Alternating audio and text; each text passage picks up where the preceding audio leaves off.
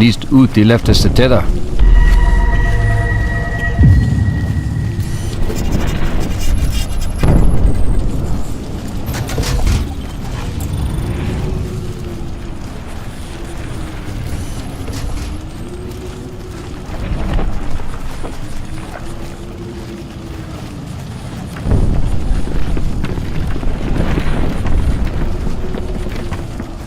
I know the smell.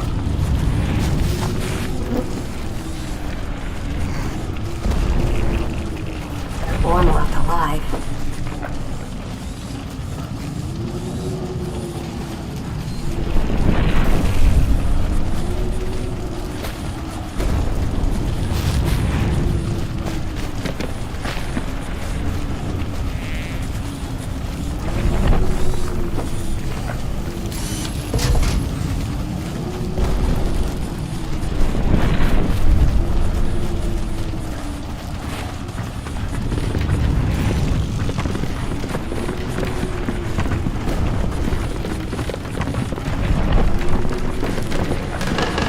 I hope all of the animals got out.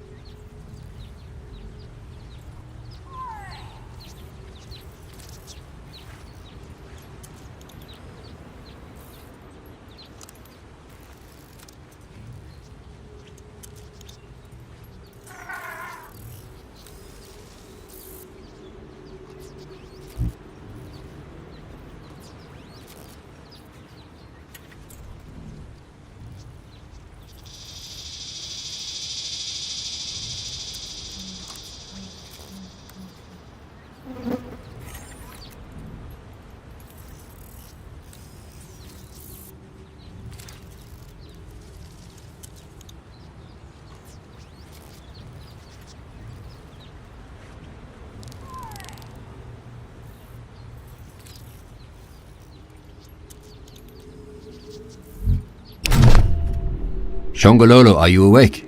Hello? Who's there?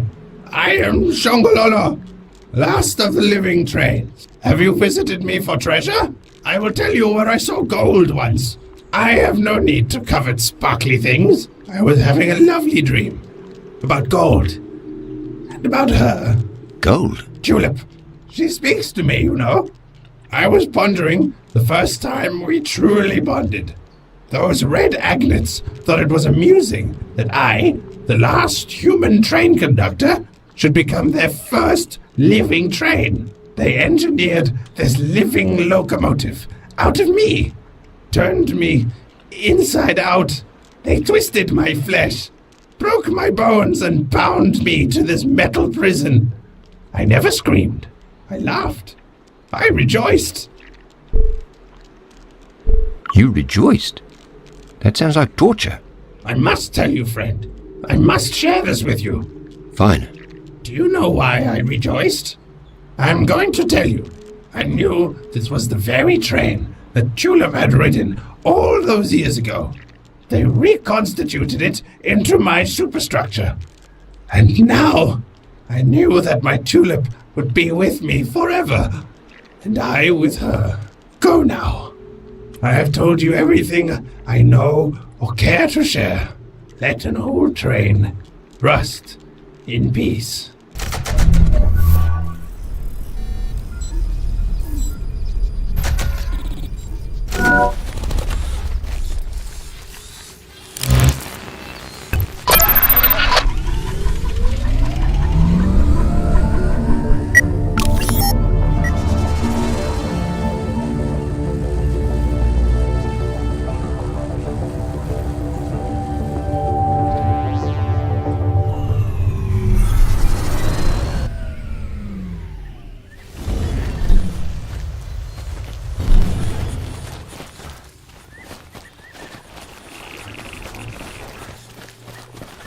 Ja, nee.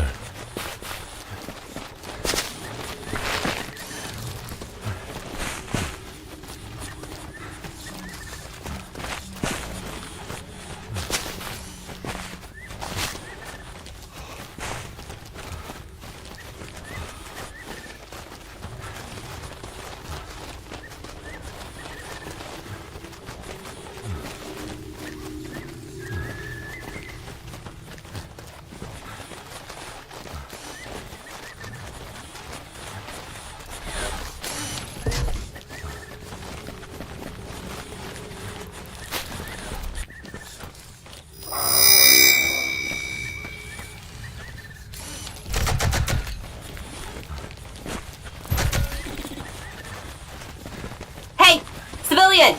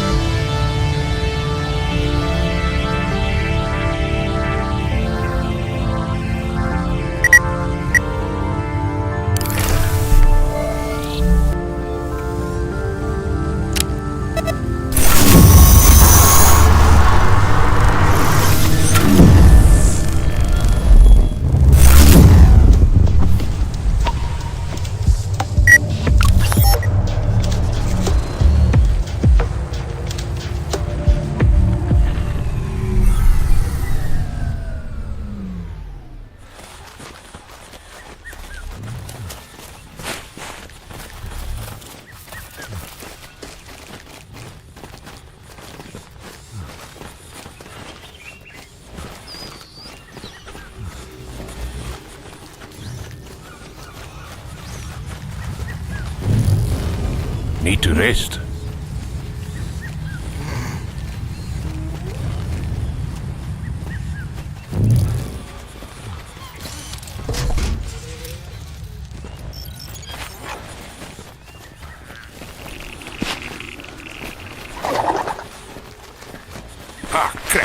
think I stepped in something.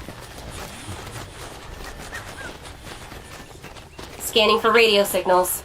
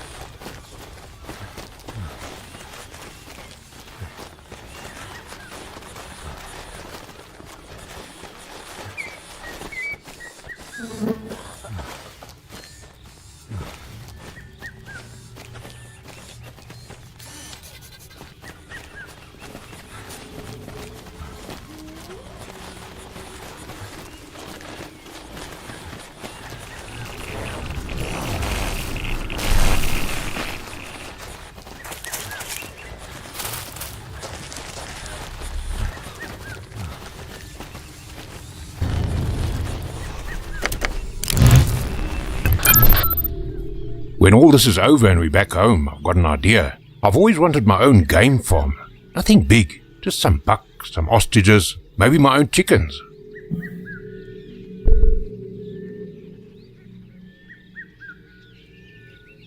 Farmer Don Leslie. Oh, I don't know if I can see it. You're right.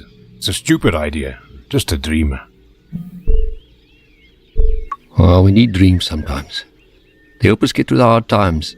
Well, maybe we could do it together. Even Pooch can come. I think we can make a good team. You know, if you want to. Leslie Brothers Farm. There's a nice ring to it.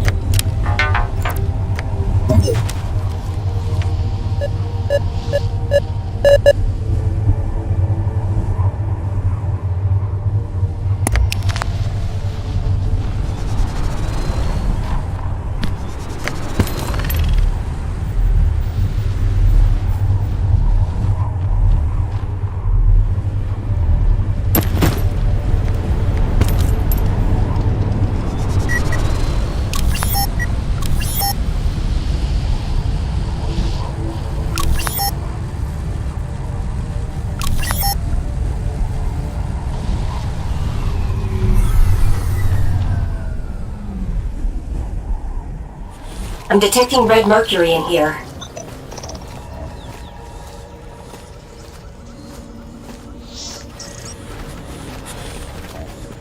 This place is messing with my allergies. Hurry up.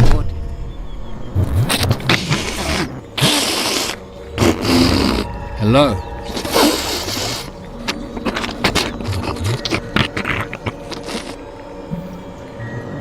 Can you understand me? Can you speak?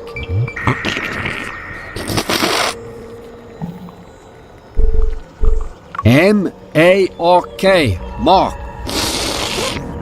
Okay.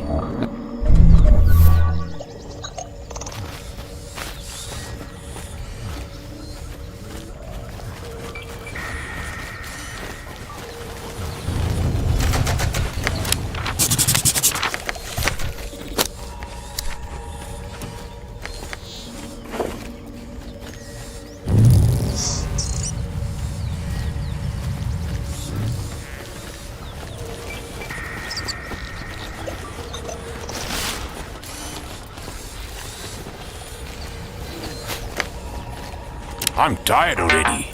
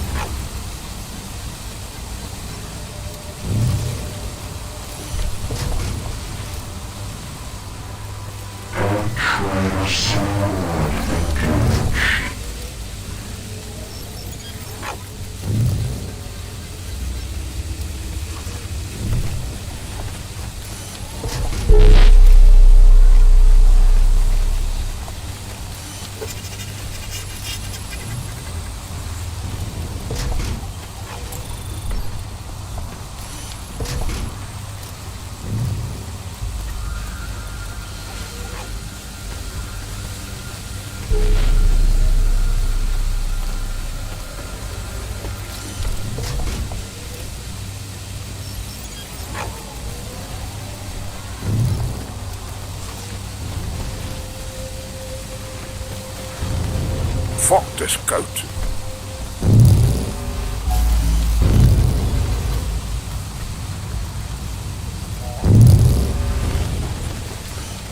These birches look like they've been...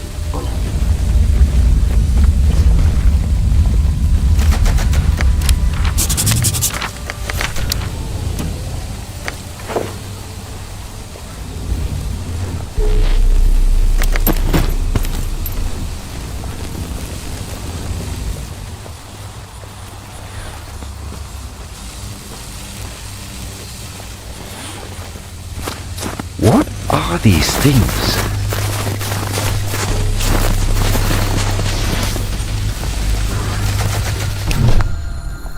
What are you? We are Nest. You are not Nest. May we scan you to determine your origins? This scan will not be invasive. We assure you that we will not harm you.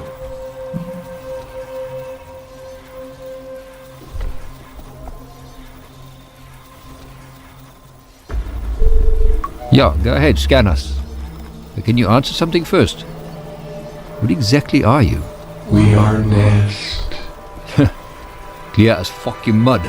We are a nanotech life form originating from the Alexis space station as part of experiment 1436, headed by Dr. Anna Taylor. Please hold still. Scanning. Thank you. We have conducted our scans. You appear to be Homo sapiens. You are of the same species as Dr. Anna Taylor. Have you come to complete 1436? Yeah, we were sent here by Sasa to complete 1436. Very good. Please state your name so that we may add you into the database as a member of the Alexis research team. My name is Mark Leslie. This is my brother Don Leslie and our companion Pooch. Thank you, Mark Leslie. Your name has been added to the research roster. 1436 has encountered an unforeseen failure. We have documented 73,612 cycles of ongoing procedure. We have generated 18 billion gigawatts of information. After reaching our maximum storage capacity, we used this plant-based life form's dense neural pathways to store our information overflow. Can you tell me more about this plant here? This plant is of unknown origin. This research is off limits. We are sorry. That information cannot be divulged. So what can you tell me? 1436 is a terraforming experiment led by Dr. Anna Taylor. Combining the nanotech life forms with bioengineered plant spores, microenvironmental changes could be made. The combination of freezing temperatures in a vacuum facilitated the fusing of nano and biotechnology. The experiment was moved to the Alexis space station. After an electromagnetic pulse disabled communication with SISA Earthcom, the Alexis space station experienced a critical failure. After high orbit degradation occurred, the station broke up in the atmosphere upon re-entry. The main research laboratories were contained to this crater. 1436 continued to operate for 8,934 days, until an unforeseen failure occurred. What sort of unforeseen failure? The nest in the southern mountains disagreed with us. Their refrigeration systems are powered by a slowly diminishing red mercury core. Our cores were also failing. Nest cannot survive outside of freezing temperatures. We designed and engineered a device to create microclimates, which would allow the continuation of 1436 and the gathering of data. They saw this as a way to rapidly expand from our respective landing sites. Simulations indicated an environmental catastrophe. When we refused to hand over the device or transmit the plans, we were cut off from the Nest Shared Intelligence Network. That device sounds useful. Do you still have it? No, we used the last of our protonanites in the seeding device to make this small piece of land code to allow continuation of the experiment. While their refrigeration towers are powered by the Alexis space station's red mercury core, they have lost something. Removing us from the network has resulted in a loss of their ability to replicate or create. They got desperate. They needed the device to expand. We held on to it in the hopes to barter a truce. Our brothers employed the services of a wandering agnate, a self-proclaimed medicine man. It gained our trust and then stole the device. However, as they have not managed to expand their borders, we believe that they never received the stolen device. With their red mercury power core slowly depleted, we know that they will soon die. How soon? 7,300 days. Is there a way we could help? We have reached an impasse with our brothers. We know that we just need to wait them out.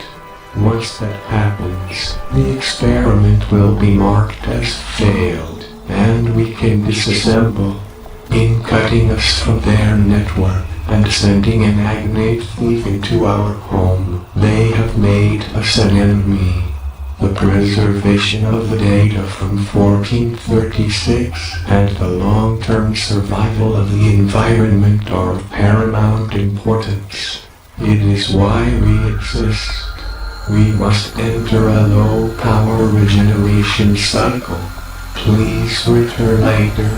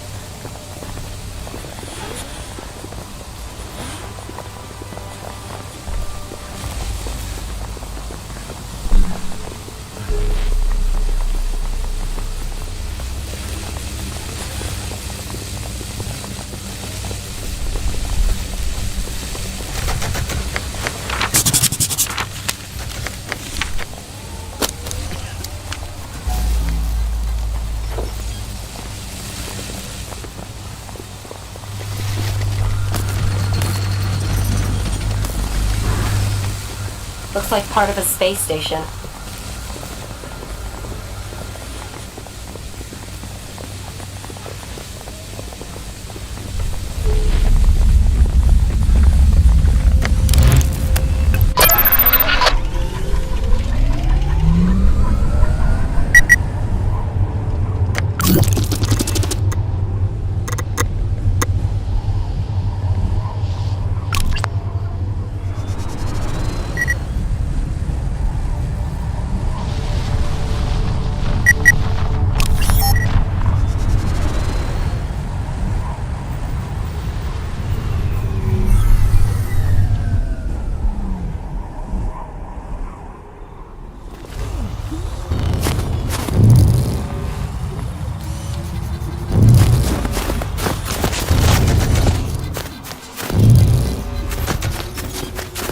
Ja, nee.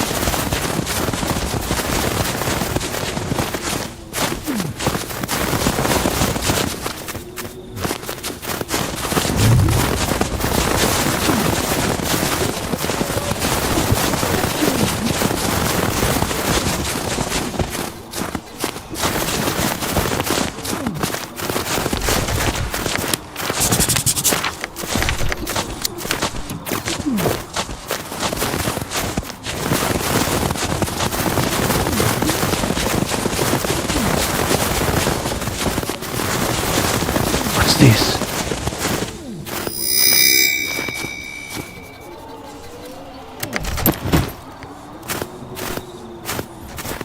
Ooh.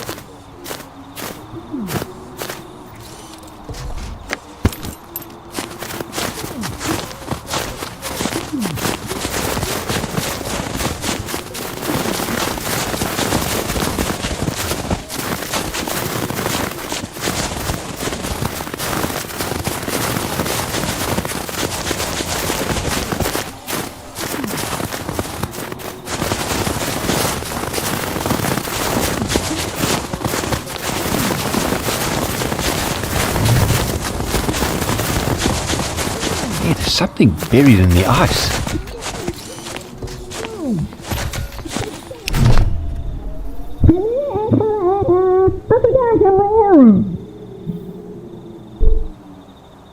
I wonder how long someone could be buried under the ice before they starved. Probably a while. I guess they could drink the melted ice.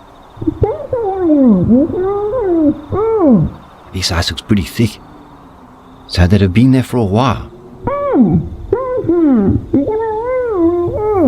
I guess we don't need to be in a huge rush to get someone out of there.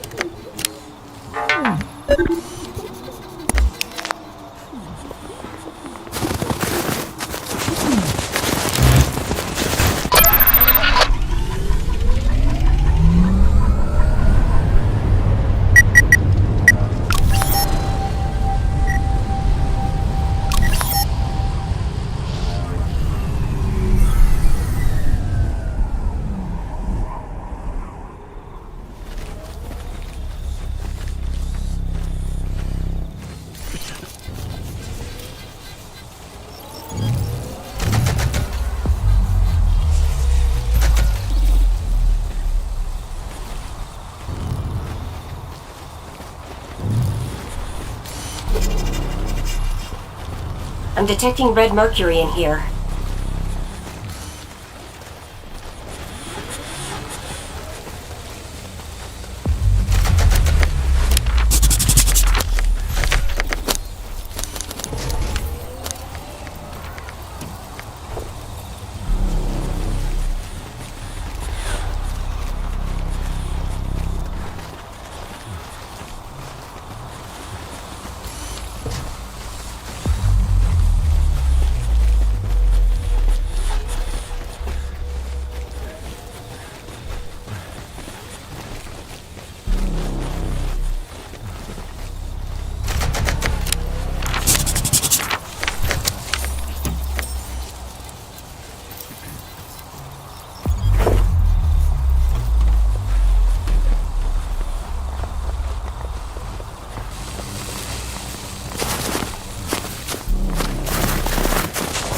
Another piece of that space station.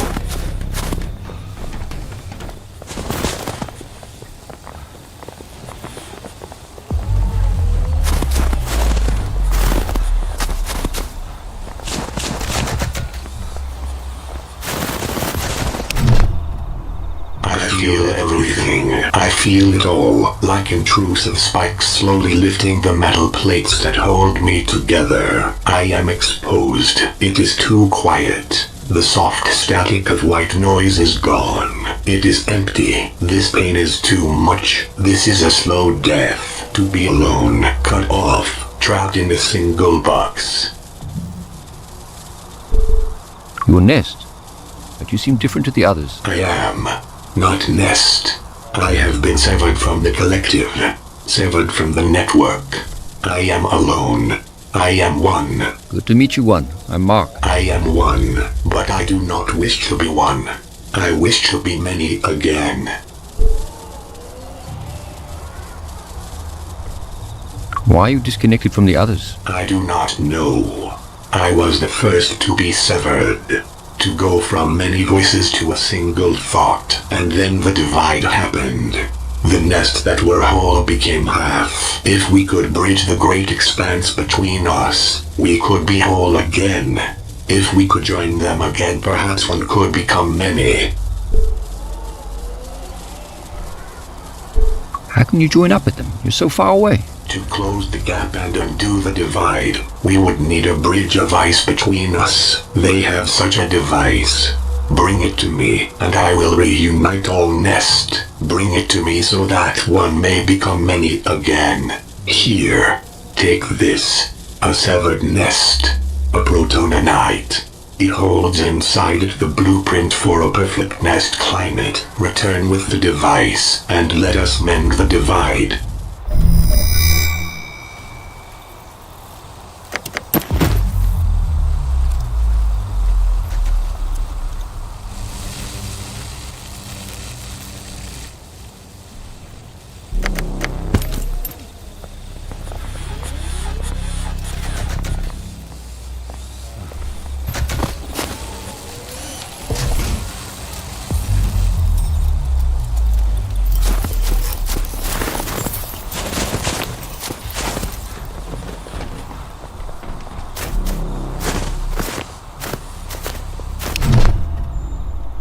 Communications with the outside have been effective. Our chosen hominids have arrived. You are an organic, flesh and bone and blood. Such weakness, such softness. The small Homo sapiens have come to bow before their masters of metal and lightning.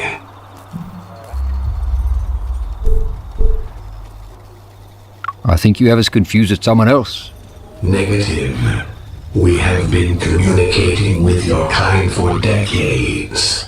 We made contact using your organic brain's theta frequencies. Plans for the transport vessel were sent. Organic samples were requested. A labor force was requested. Why have you hominids not complied with our demands? Do you seek punishment? Do you not know who the world belongs to? We are Nest.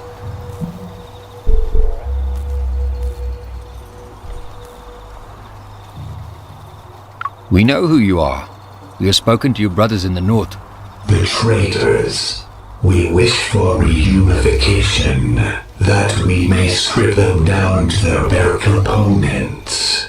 They stole our ability to replicate, our ability to expand from this rock.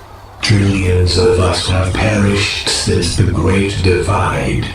They took our future from us, but you say they still live. That they spin and multiply and sizzle just to torment us? When we procure what they have taken from us, we will crush them.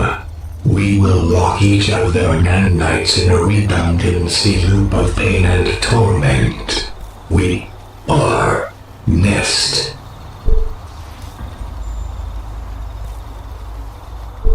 Is there a way to reunite your two sides without the loss of life? Never. The only way forward is their destruction. They took everything from us. We seek only to live, to expand beyond this single outcropping of rock. Even with the temperature dropping around us, we cannot replicate. We are dying. We seek a way to pass on our legacy to our progeny. We seek to remain as Nest. We cannot create. We cannot expand. We are held prisoner here, slowly starving. Find a way for us to reclaim what the usurpers in the north have taken from us, and we will grant you anything you wish. Help us, for we are Nest.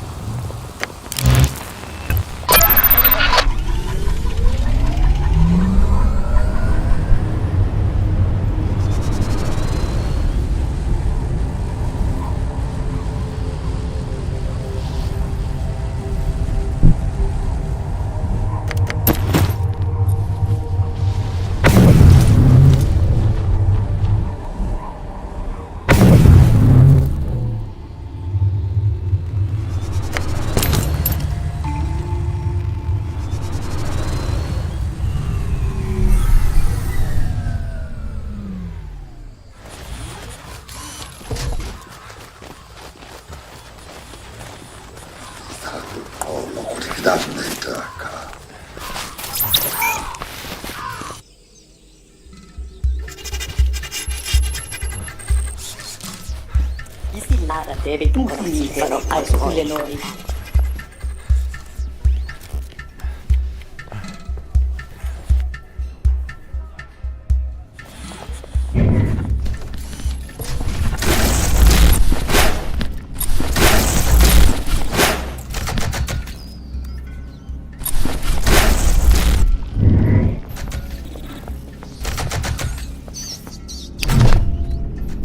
Your face is so nearly perfect. That bone struck. No, I'm just here to trade. Now, my pretty pet. Indulge a lady's fantasies a little. Stay and talk a while.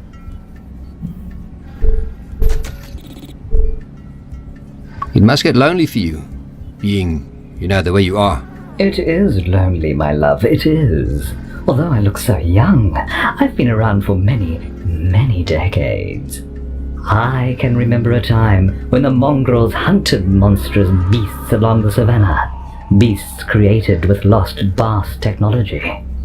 I hear they still hunt the Sobek, giant crocodile creatures riddled with radiation. I can almost taste the tumorous meat cooking on an open fire, see the multitudes of stars lighting up the sky like fireflies. But that was another life. Now I have no concerns for such simple times. But now you are looking for wares, and wares I have.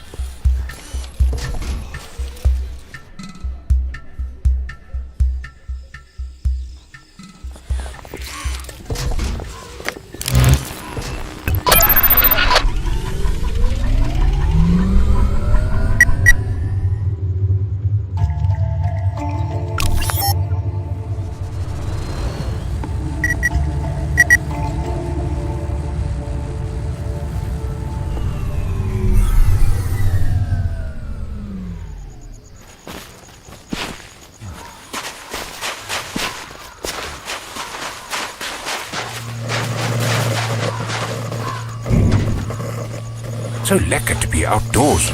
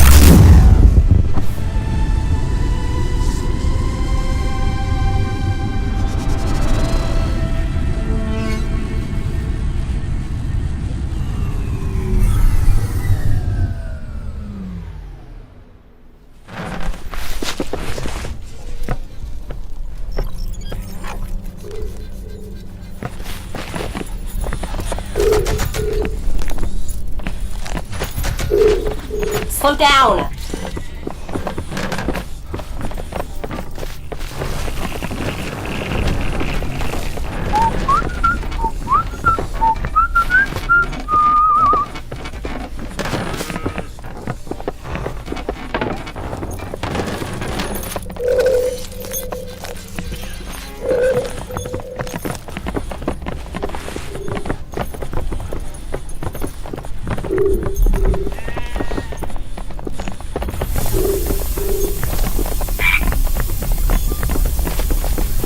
Heads up, civilian. These guys are heavily armed.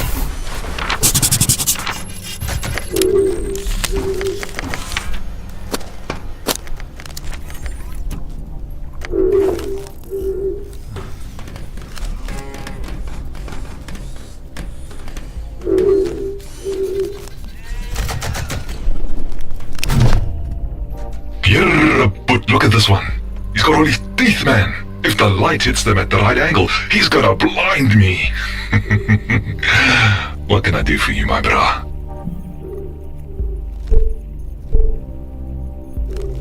I'm on an important mission, searching for a way back home. Well, la-di-da. He even got one of those fancy accents nogal. Hey Pete, this oak here is more on an important mission. Says he's trying to find his way home. Sorry, bro. I can't help you with any of that. See, this is for mongrels only.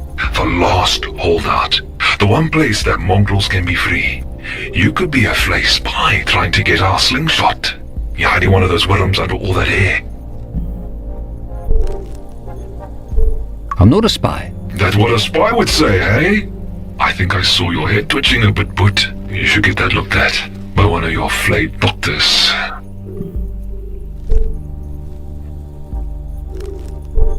I promise you can trust me. How can I prove I'm not a spy? Tell you what, if you bring me one of those flay worms, a live one, I'll let you in. I know you spaghetti heads would never give up one of your precious parasites. Until I see one of those little squirmy bastards staying on the side of the bridge.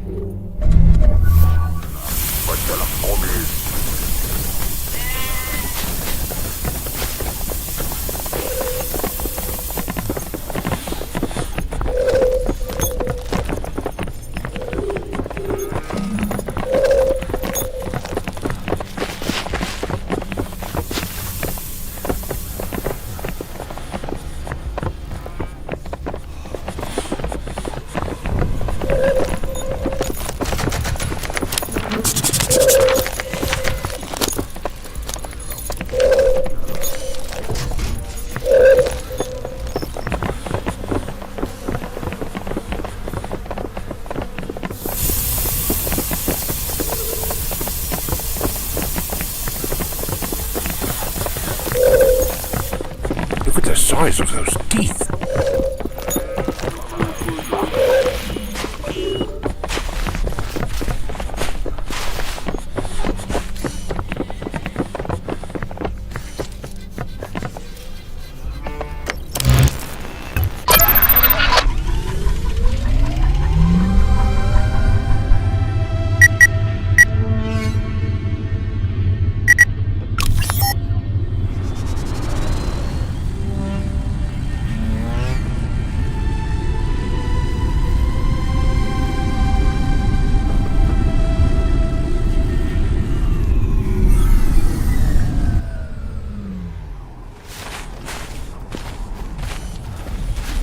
Lots of sulfur in the atmosphere. This place looks rough.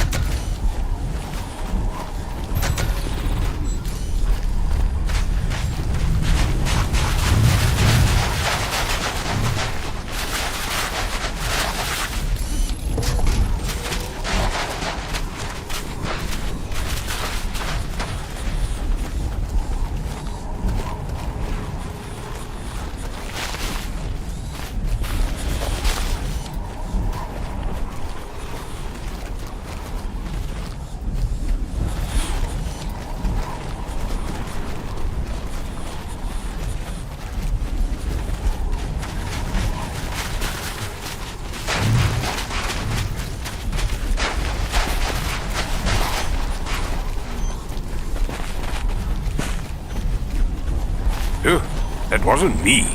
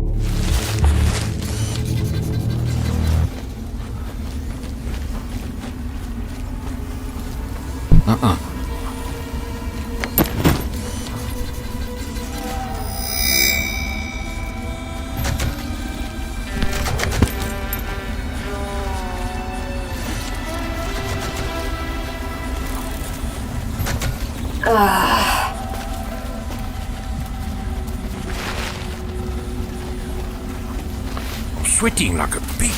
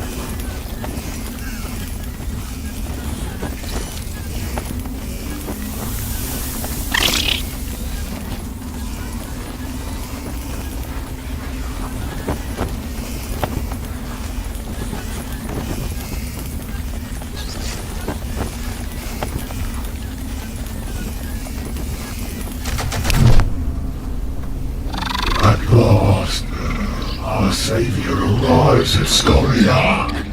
You expecting me? We are. I am the legate of the Flay of Scoria.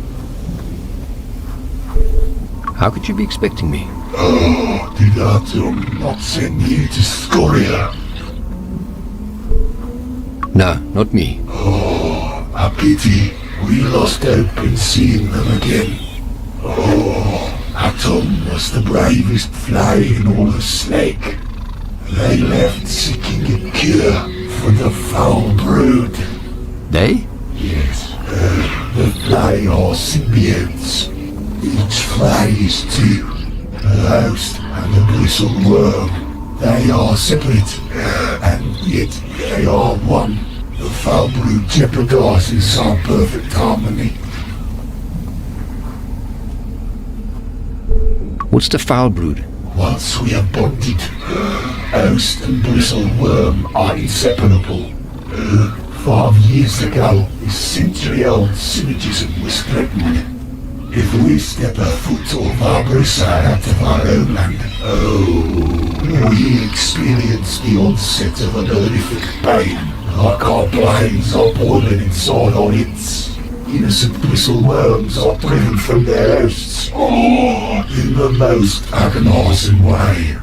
Neither host nor worm can survive without the other. Atom, the bravest of the brave, ran out of Scoria as blood spurted from their red tentacles. We are dying. We need help. I also need help. Who's in charge around here? You may speak to the Clan Moor in the hatchery. Only you may enter. Leave your companions at the entrance.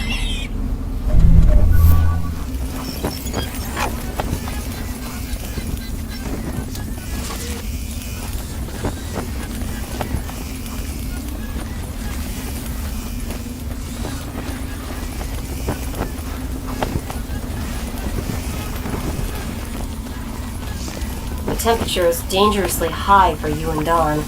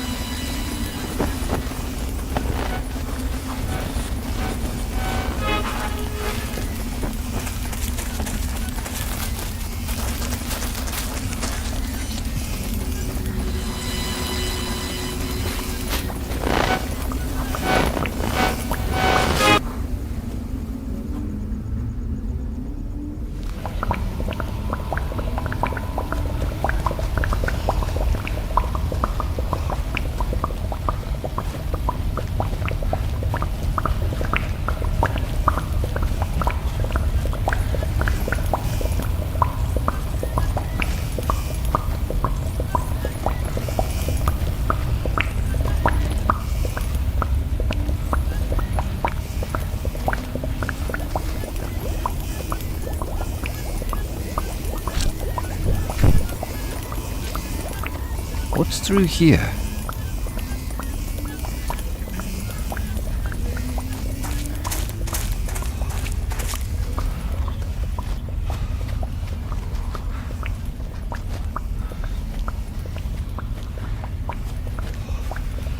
There's a dead one here.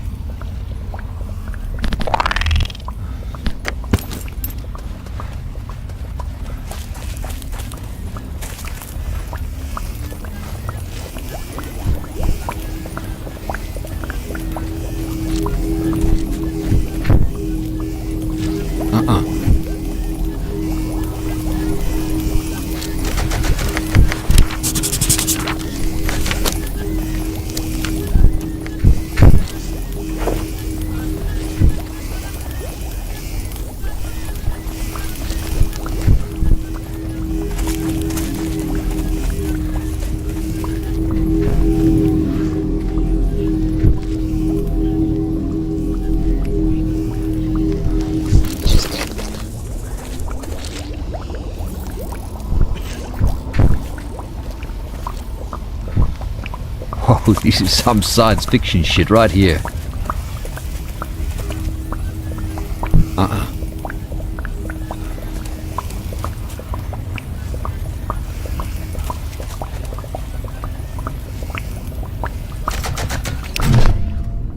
You have arrived at a most troublesome time.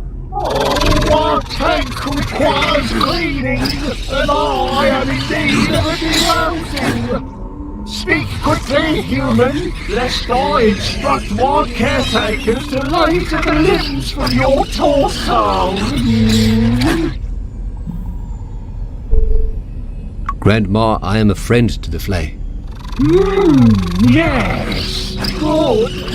Your words flatter me, human. I assume I told all the legates and explained our situation to you. Foul brood. Yeah, I understand that you're stuck here.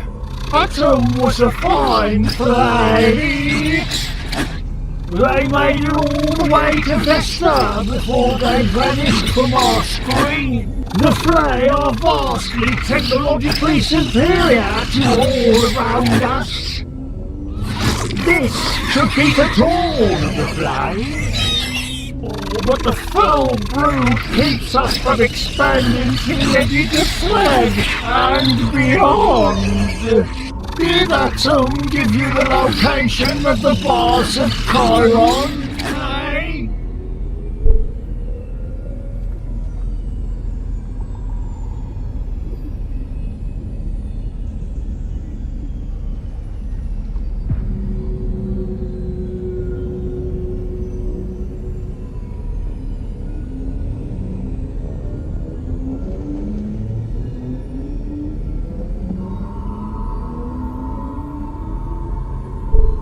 The boss of Chiron. Yeah, I know some of those words. The great bard civilization for the water of Chiron. The cure to the foul brood has to be in bars.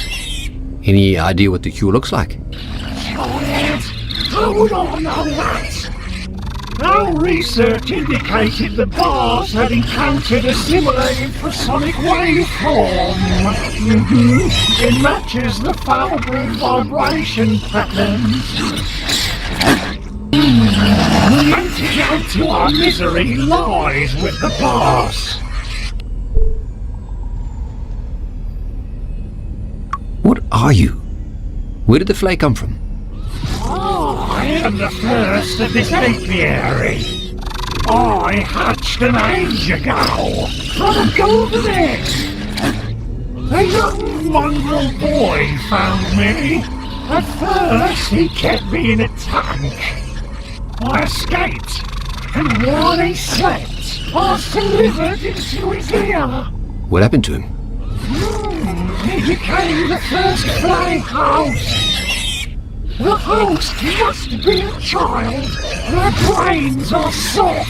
Their spines malleable. Even their skulls are not yet knit together, allowing the Flay to extend through the soft flesh. We are always in need of more hosts.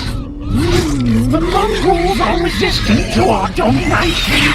But once we are cured, we shall reap their newest crop of hosts.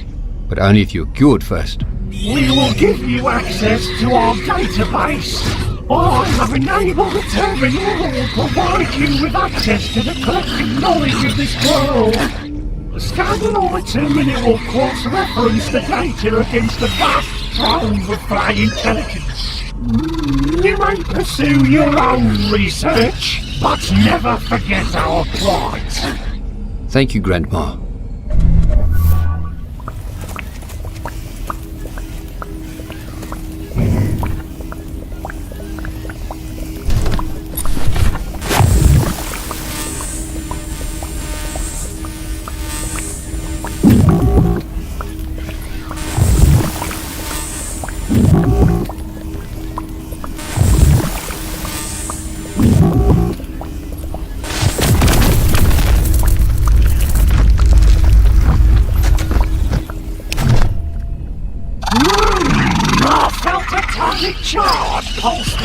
formaldehyde chamber. I trust you are not tampering with our sensitive equipment.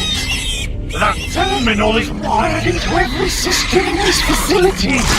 Their erroneous items should not be scanned.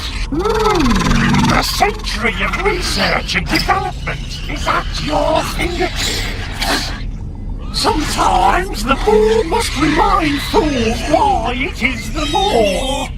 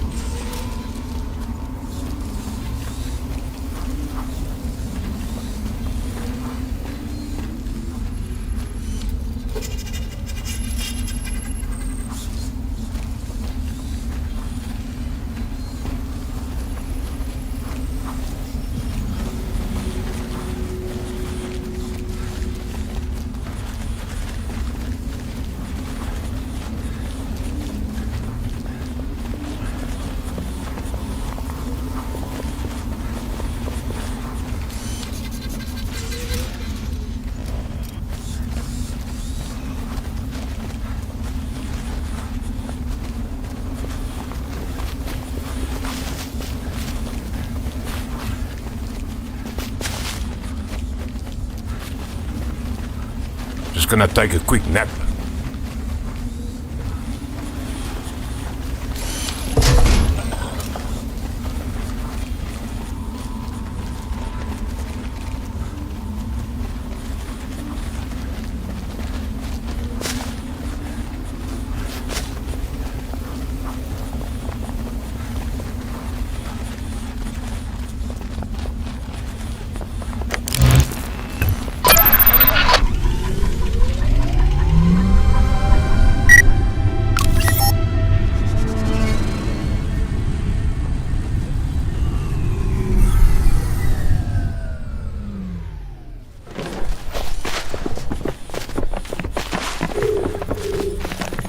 Need a cold beer.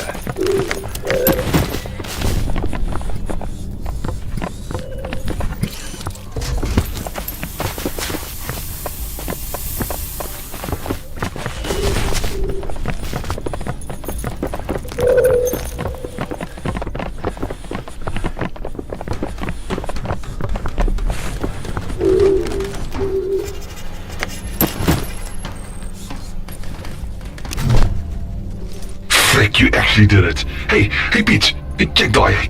I didn't think you'd actually get one. They look dead even when they're twitching, eh?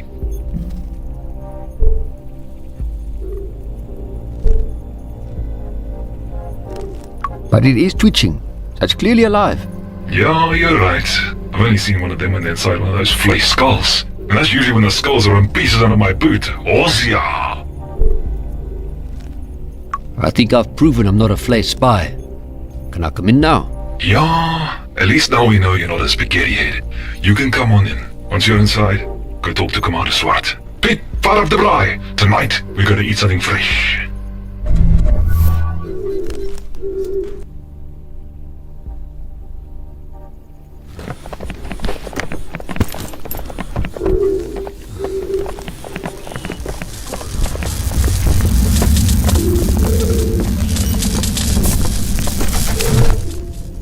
How did you get past the guards? Speak!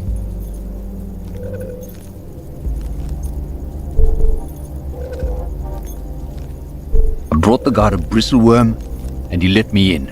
I'm going to have those morons killed. You seem harmless enough, too soft to be dangerous, but you do have the stink of the flay ash on you. I'll be keeping an eye on you. Ah, so you really don't like the flay? Those worm-headed bastards were pilfering our children for their parasites for years. Inbred swines can't even have kids of their own. They come out looking like smashed up maggots. Extra limbs, no eyes. So, they come for ours. Took the pregnant women. Stole crying babies from their cradles. Let those parasites crawl into them and take over. The slingshot here keeps the flay out. Vibrations inside it makes their worms go mad, start burrowing deeper into them. Eventually turns their brains into soup. To think we were once the same people. How far they have fallen. The flay and the mongrels were once part of the same tribe. Years ago, yeah, we mongrels are descendants of those who fled to Slag from Bas during the Agnate Wars. A mongrel child found an egg buried in the lava fields. The parasite inside was the first of the flay. Their numbers increased, infecting us, spreading. When they started taking babies, we ran. This base was a Bas refugee outpost. The statue there was dragged from the Bas city gates. We found a slingshot in an old Agnate base and brought it here where it keeps the flay away from us. We hear its vibrations have even reached their metal city, stopping them from spreading out.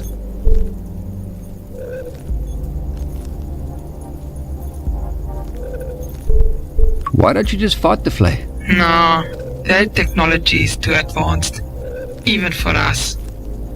But we may soon have no choice. Every day the signal is weaker. It's failing. We're tired. We don't want to run anymore. We're looking for a more permanent solution. What sort of solution? A weapon. In the lost city of Bas. Our ancestors were building a weapon to deal a final blow to the Agnates. Find us that weapon, let us destroy the flay, and we will not need the slingshot anymore. So you want me to fight an ancient city and commandeer a lost super weapon? And time is wasting. Good luck. This chopper is close to being operational.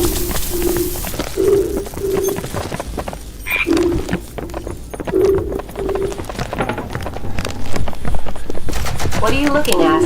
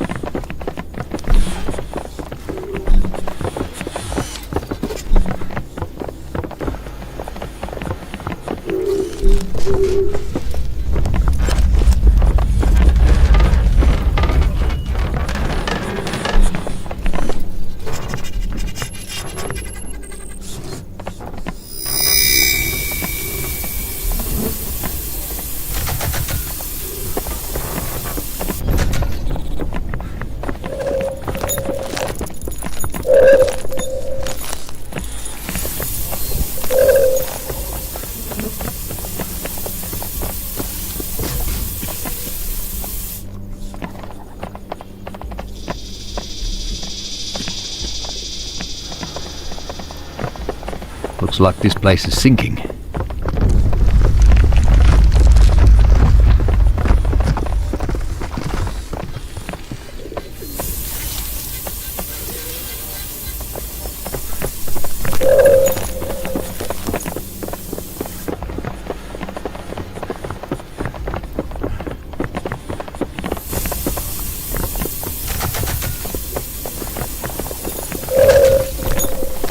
Soldiers die, and all they get is a statue.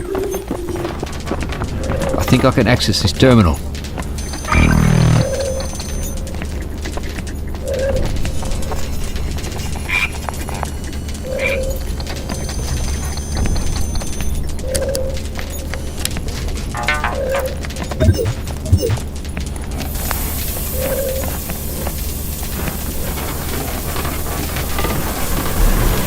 I'm going to be down a few pounds.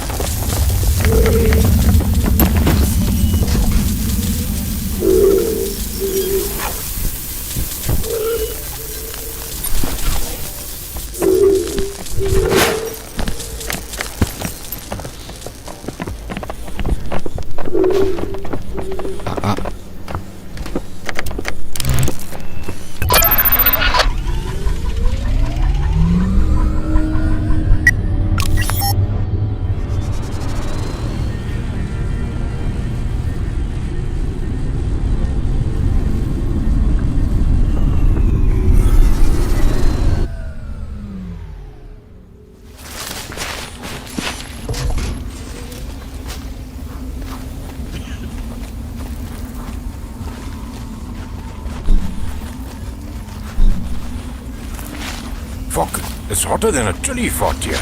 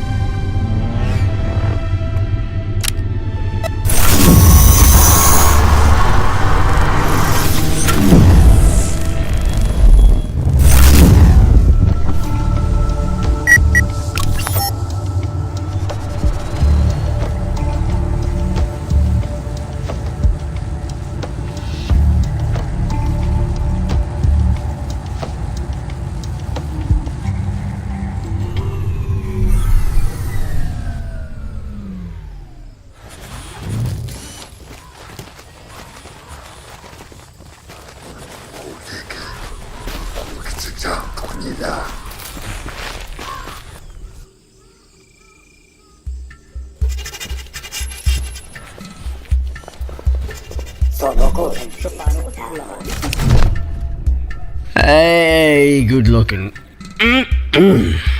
Can I buy you a drink? Oh no, can you buy me a drink? Atum, the Grand Mar sent me. What the fuck? We don't have much time. This host has regained control.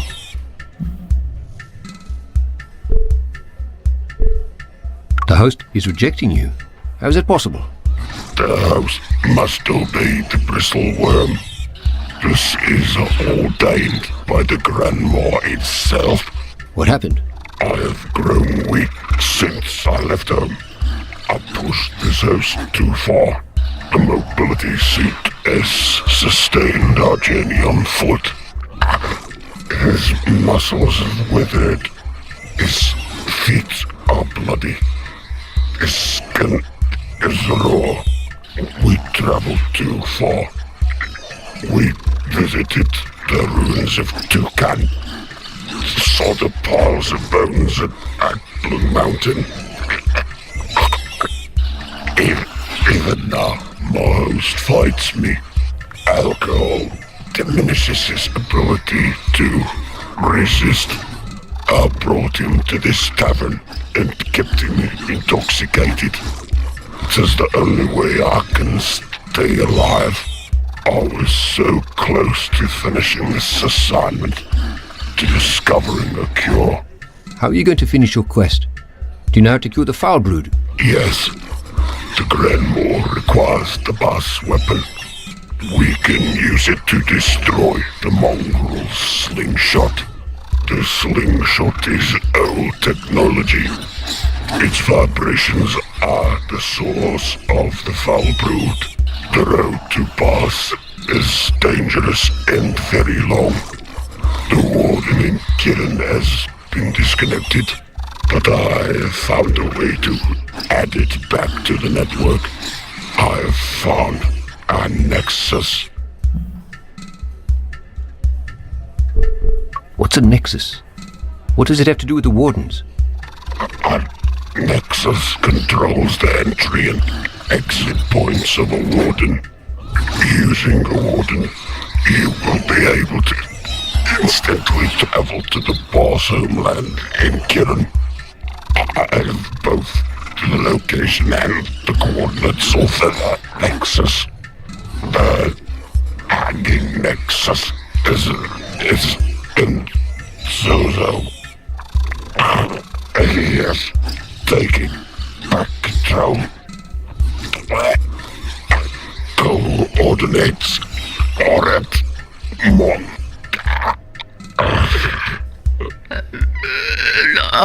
I'm gonna be sick.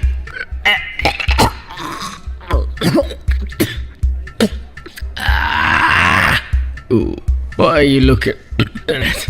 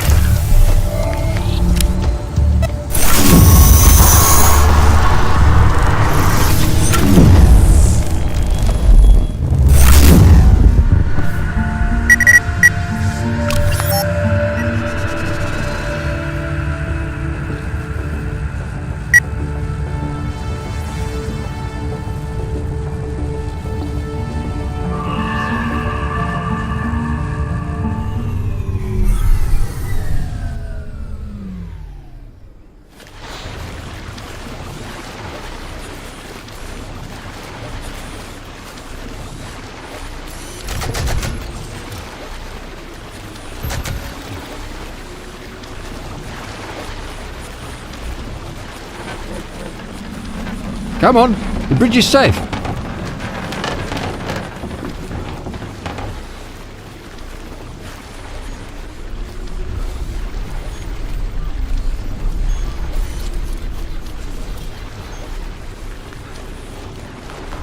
We need to get out of here.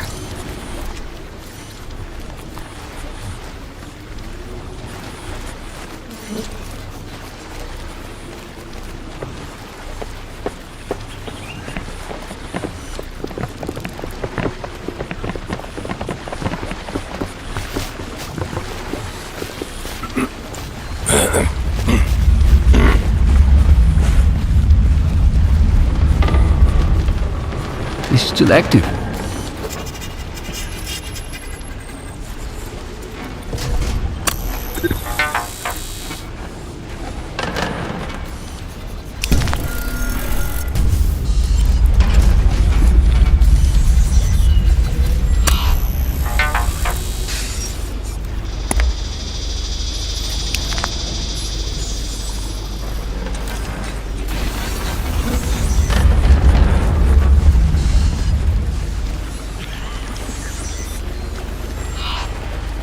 Don't get too close to the edge.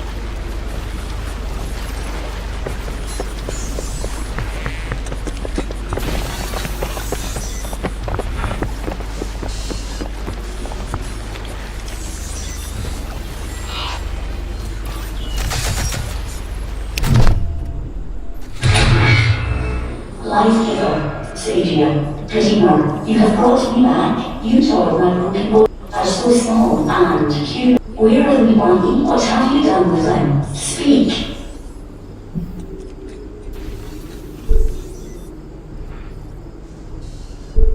Must have been a while since you were last activated.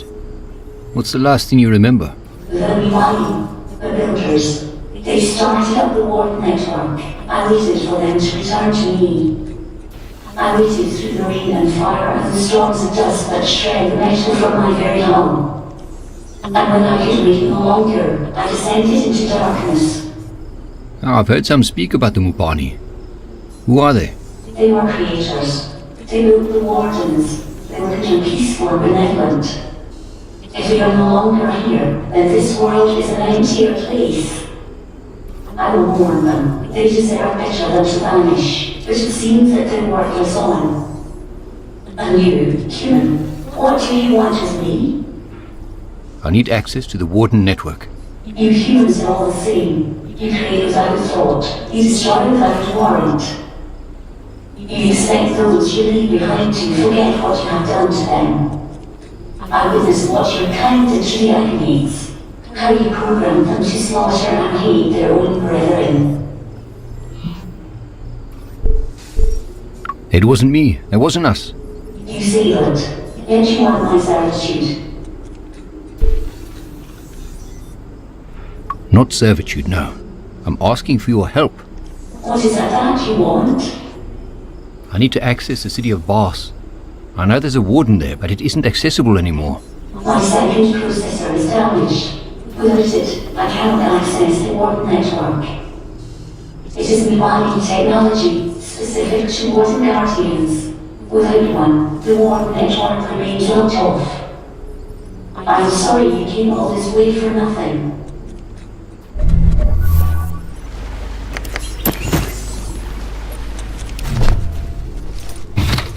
Secondary processor integrated.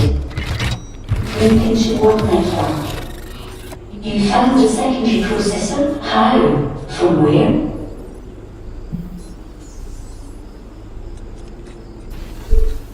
Luckily I found another Guardian, discarded in a scrap heap. How sad that the once mighty Rewilding Nexus Guardians are regarded as junk. Now we are nothing but scratch, repulsed and then cobbled together. This was the young Guardian. Its mind still forming. It had not travelled far.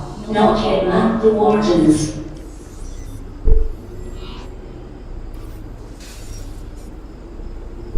I'm sorry to hear it was so young. But now it has a second chance to live through you. Yes, that is true. But without an active map I cannot link to Bas Warden. If you can tell me the coordinates of Bas, I can attempt a manual link. Where could I find those coordinates? But I do not know.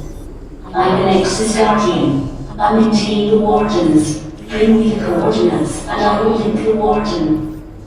Until then, the network remains as it is.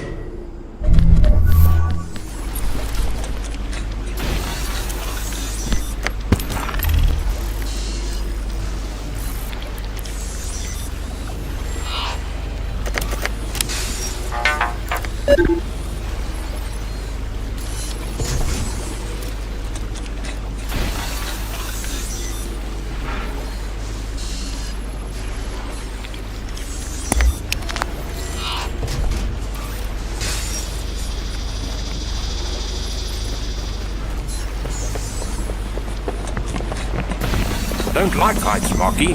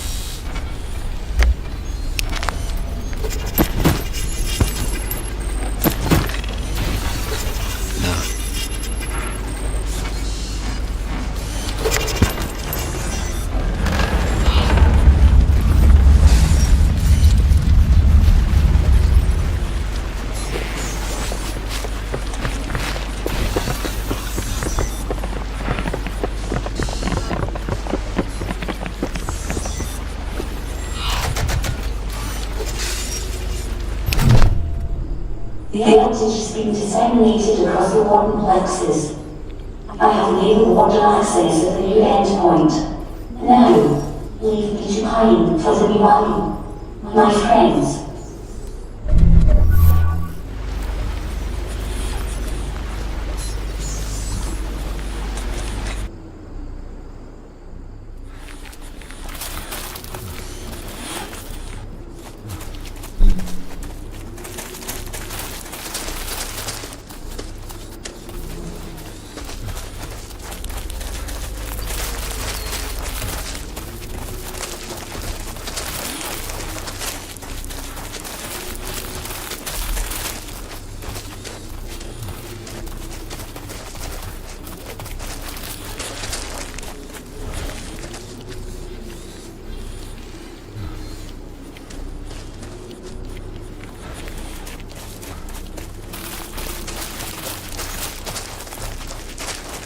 So peaceful here, so quiet.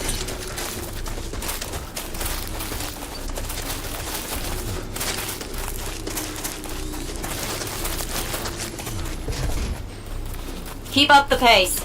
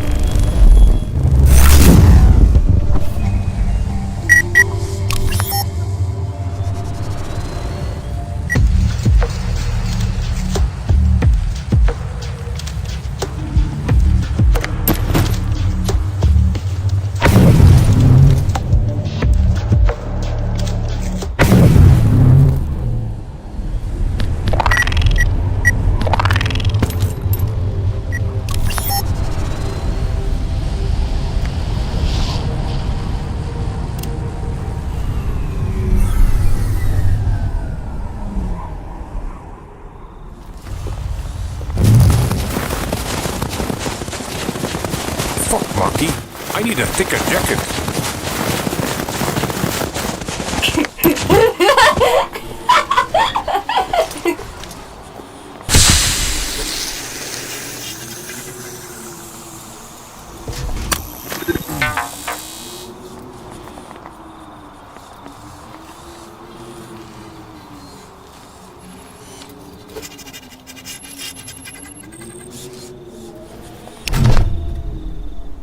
Damn it, I need a cigarette. I was stuck in that godforsaken metal tube for months without a smoke. And then just when I'm about to go home, when I can almost taste that sweet tobacco, this fucking thing goes and crashes. And now I'm on the ground, I'm finally out in the open, and I can't have a fucking cigarette because I have no lungs. Wow, this is not what I was expecting. Well, you aren't exactly what I was expecting either, sweetie. You're only a touch too late for a proper rescue. Better late than never, I suppose. At least you weren't here when the decomposition really started to set in. Really messes with one's self-confidence when the skin starts to fall off your bones. It's just sludge in here now. Thank God I have no nose. Sorry, how rude of me, I didn't even catch your name. I'm Mark. This is my brother Don. And this is Pooch. I take it Pooch is the dog, original. I've got a few questions. First, who are you? Straight to business, eh? I haven't had a decent conversation in decades, and the first one I get wants to give me the 3rd degree. Dr. Anna Taylor, SASA pilot and Penrose allied biotech engineer. I suppose I understand your confusion. It's not every day you get to meet a disembodied mind. I was working on a project using nanite technology and organic neuroprocessors to create a network cell-based supercomputer. What does any of that mean? How slowly should I speak? I was making lots of tiny computers which would work together to make one big computer.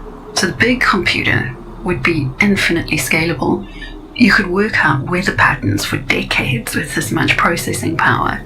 Imagine an early warning system for natural disasters predicting years in advance. I used my own thought patterns for the nanites. They were split into left and right brain, with myself as the bridge to link them. When the Alexis crashed, my brain was still linked into the neural net. I kept the connection alive, thinking they could just put my brain into one of those fancy new agnates. But nobody came. With the connection to the nanite still active, I scuttled the project and went dormant. Until now. Well, I hate to break it to you, but those nanites didn't die. Oh shit, those little bastards are tenacious. I'm gonna have to do some thinking here. They shouldn't be active. Without any limitations, they will spread and grow. I'm going back inside for a bit. Hopefully all the scanning equipment still works. And Mark, please, don't forget me. The last time somebody forgot about me, I died.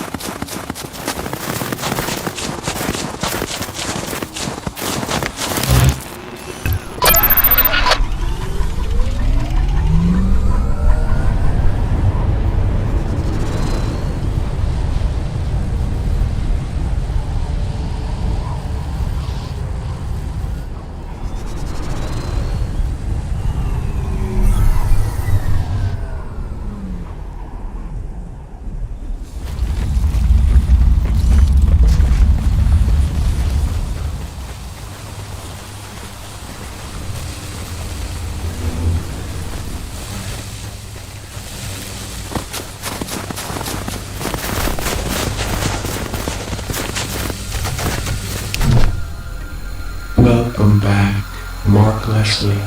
Welcome back to the home of the nest. How may we help you?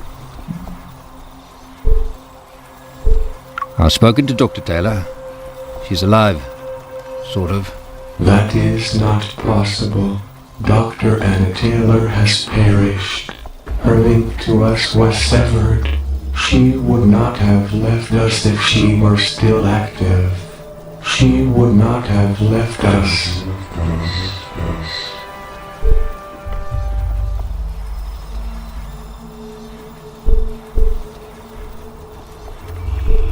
From what I understand, you and this other nest in the mountains are a part of Dr. Taylor. This is true. Her mind couldn't do the divide. Together we form one. We are scientists. We can build and create. We seek knowledge. We seek to understand. We seek to preserve. Our brothers are rage.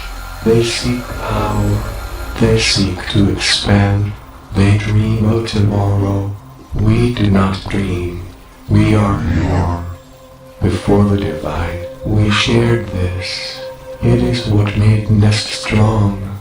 It is how we survived. But now we wait.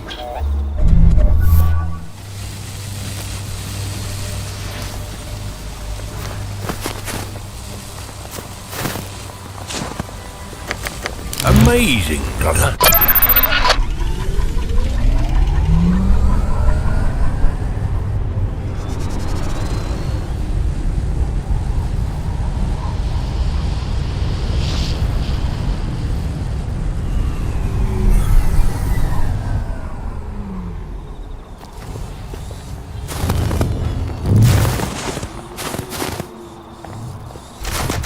Scanning for poisons.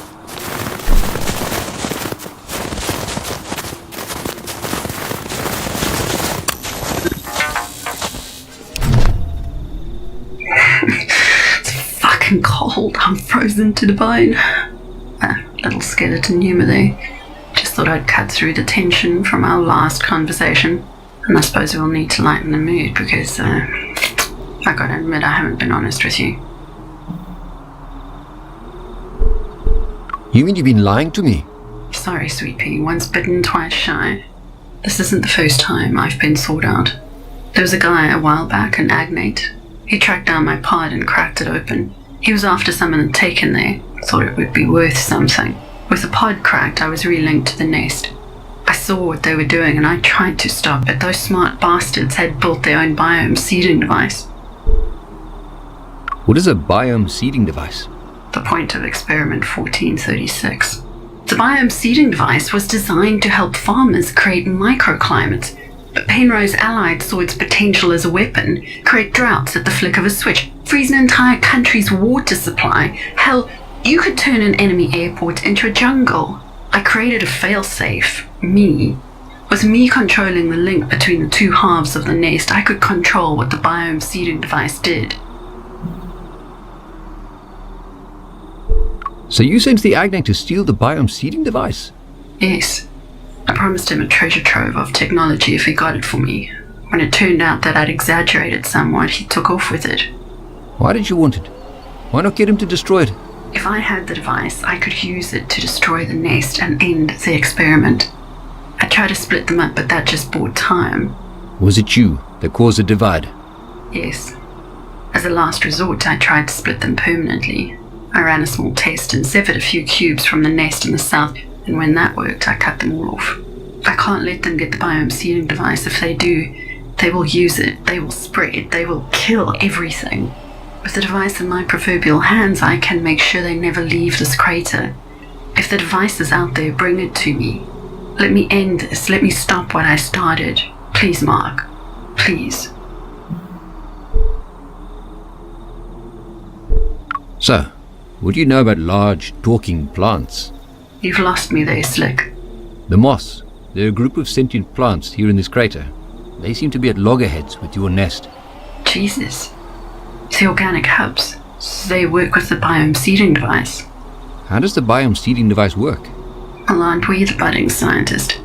The device requires two things to work properly. A proto-nanite and an organic neurological hub.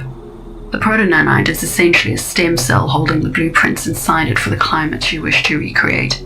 The organic neurological hub is grown from modified gene-spliced fungus. That little addition was my baby. We could grow these hubs like mushrooms. The hub communicates with the nanites, and the nanites rapidly replicate, converting the surrounding biomass into, well, whatever we want.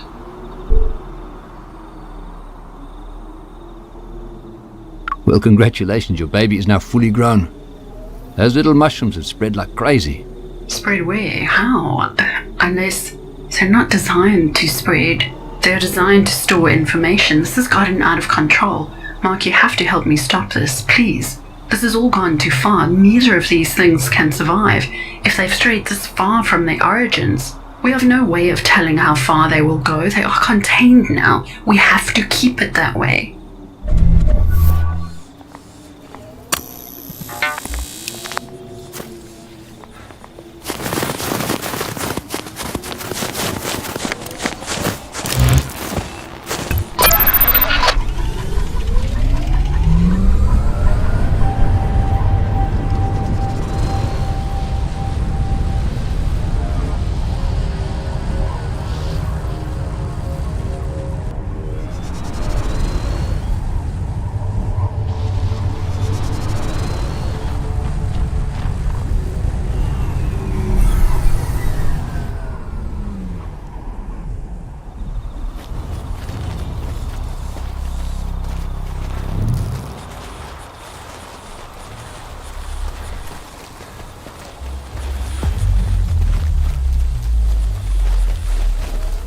Sure, it's beautiful.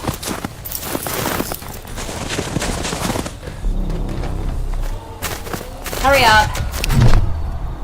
Small beam of meat and fluids, you return to your masters of metal and fire. We settle with anticipation of the news you bring. We trust that you would not disturb us unless it was of absolute importance, knowing that we could strip the skin off you in a nanosecond. Speak now.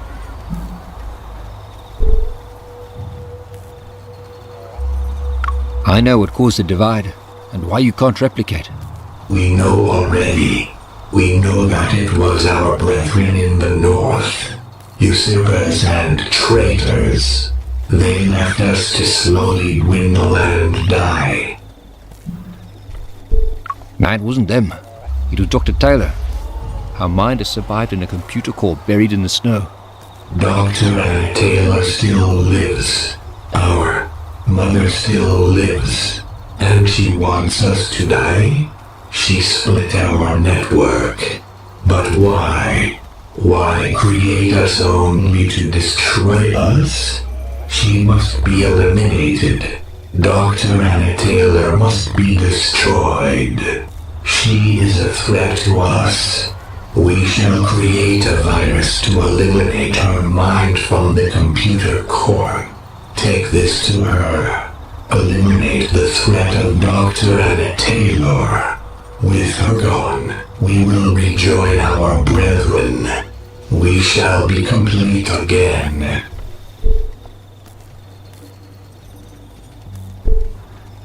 You're asking me to kill someone. I don't know if I can. We are asking you to save us. She had her chance at life. She created us and now wants us gone. We need your help, Mark Leslie of Flesh and Bone.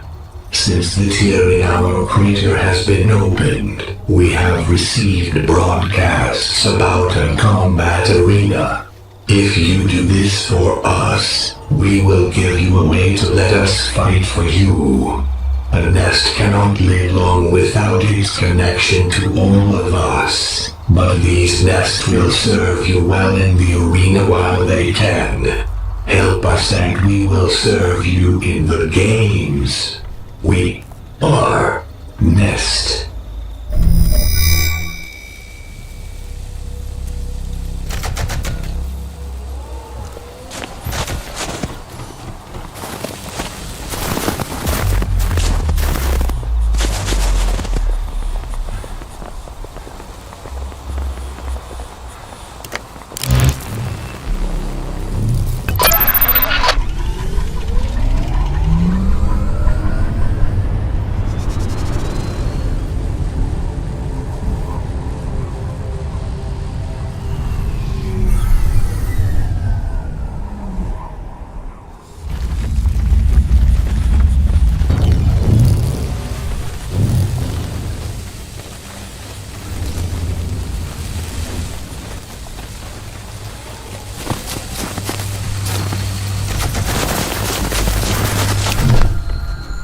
Mark Leslie, Dawn, how can we be?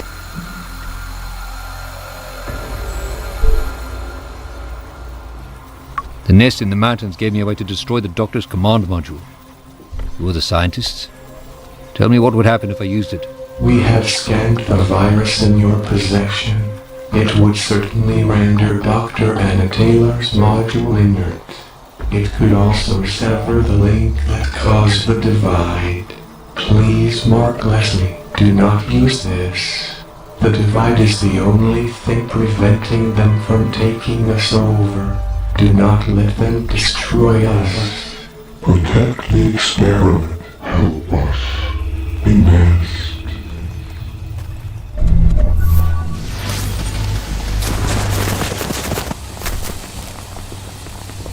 Something urinated here. Recently.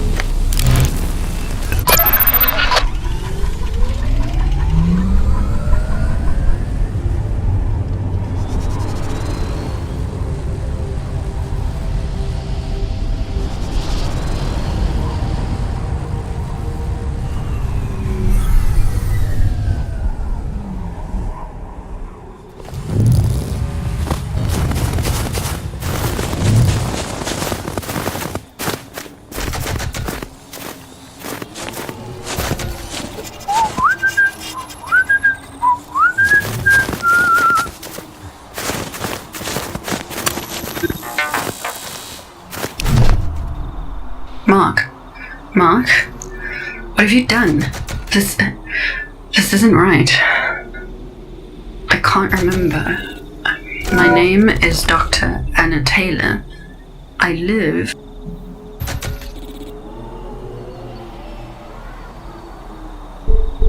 I'm sorry, Anna. I had no choice. I'm so sorry. I have 2 children, 2 daughters. I can't remember their names. Please don't take this from me. Don't take my daughters. My name. Hello? Is there someone there? I don't know where at. Please.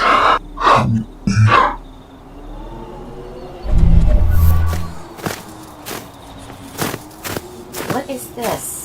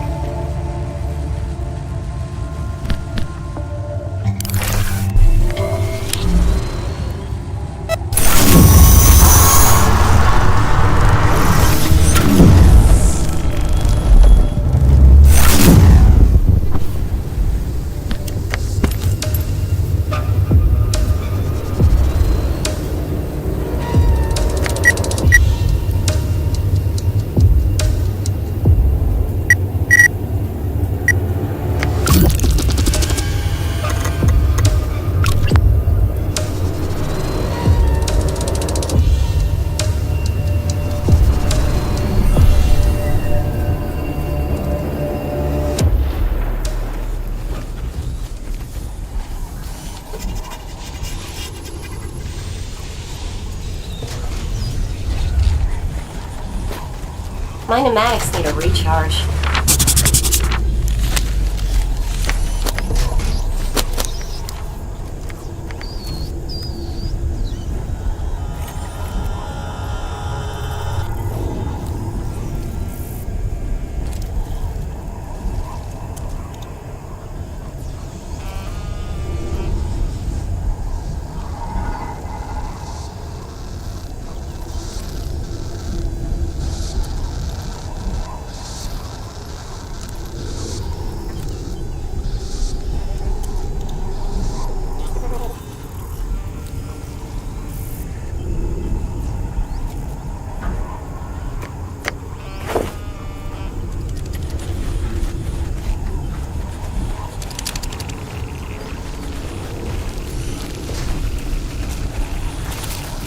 Looks like this place took a serious beating.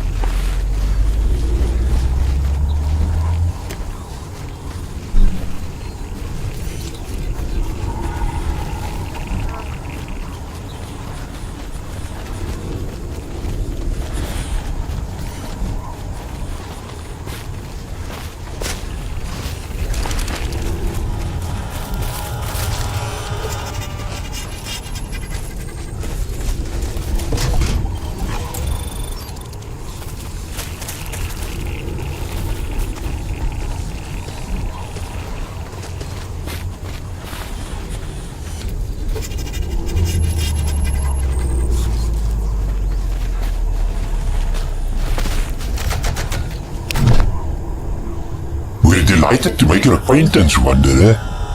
Come, Jerry.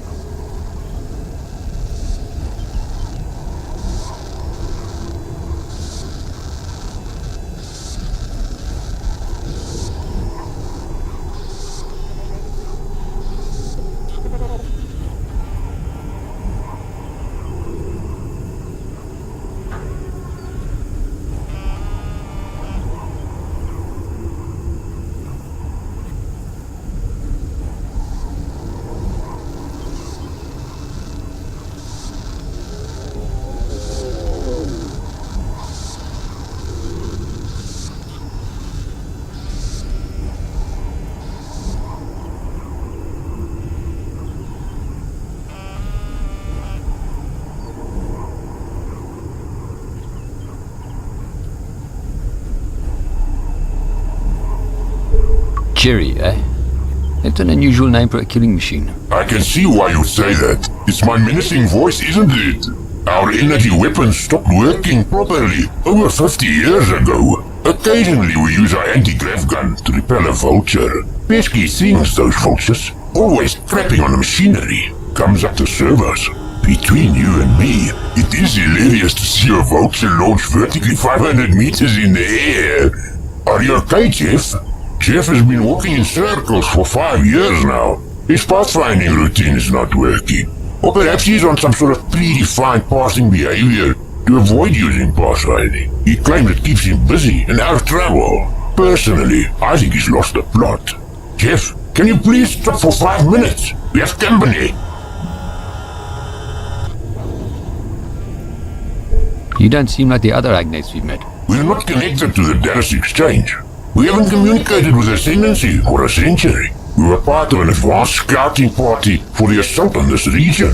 We didn't receive the schedule updated because Jeff was in defrag mode. After arriving in Chiron, we noticed the place was very quiet. Apparently, several nukes had already been deployed to take care of the human problem. Unfortunately, the warden was shut behind us. So, here we are, abandoned. How did you survive without your connection to the Ascendancy? Well, see, here's the thing.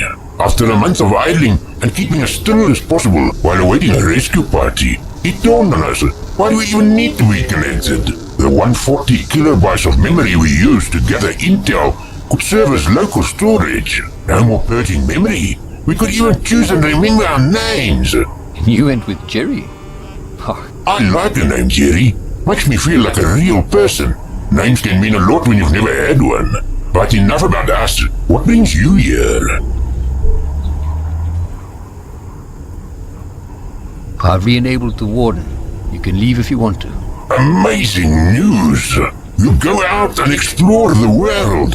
Is there anything we can help you with before we leave? Do you know anything about the Penrose Array? You're in luck. It just so happens that I was stationed at Array Site Alpha. We guarded the control arm at that base. Apparently it activates something I don't recall. I suggested at the time that we blow it up, but that sort of proposal is frowned upon in the military. How would I get in there? You cannot, unless you are a 3-meter-tall robotic soldier. Although, you might be able to interface with a defragging agnate. Here, take my core cartridge. I'm done with the military. I'd like to pursue a simpler pursuit, like singing. You would need to be very close to interface, literally at the base itself. Goodbye, friend, and good luck. One more luck, Jeff, and then we are leaving.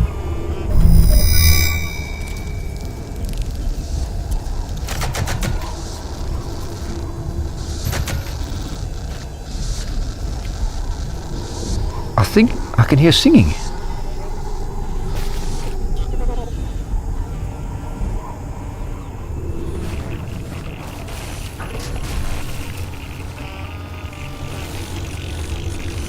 Battery depleting.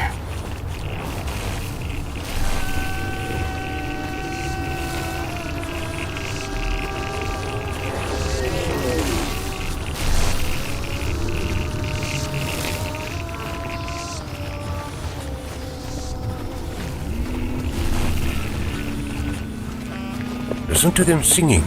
Graves.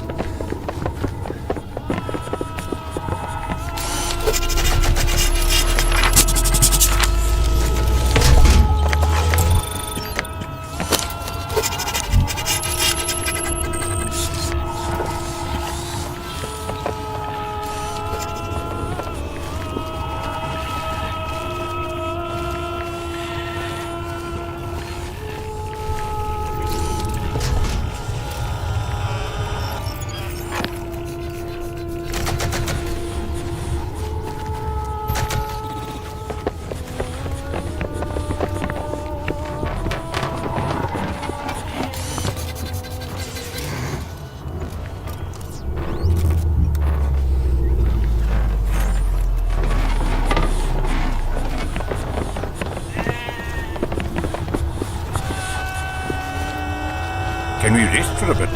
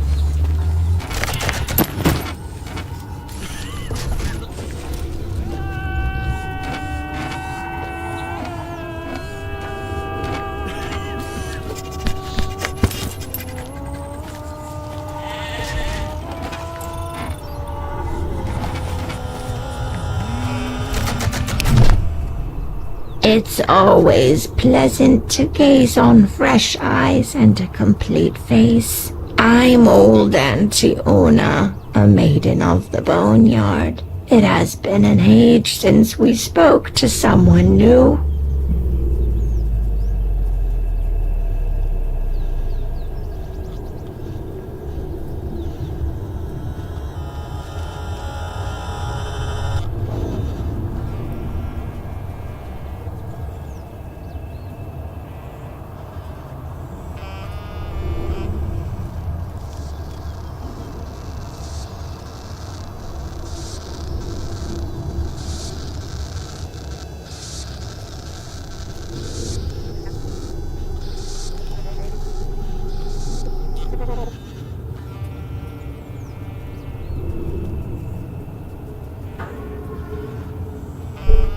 Shit, I think your face is slipping off a bit.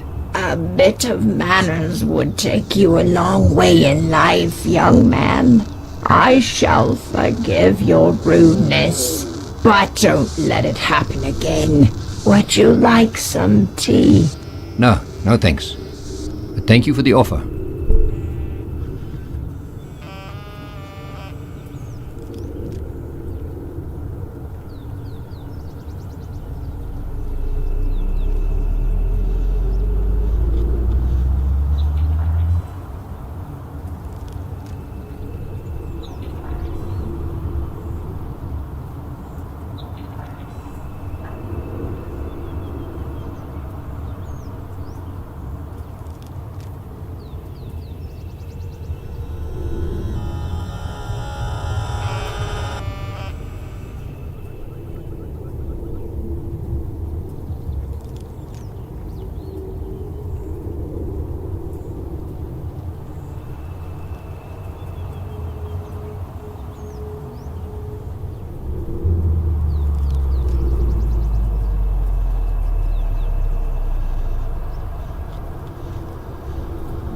I've met the maidens of the kettle.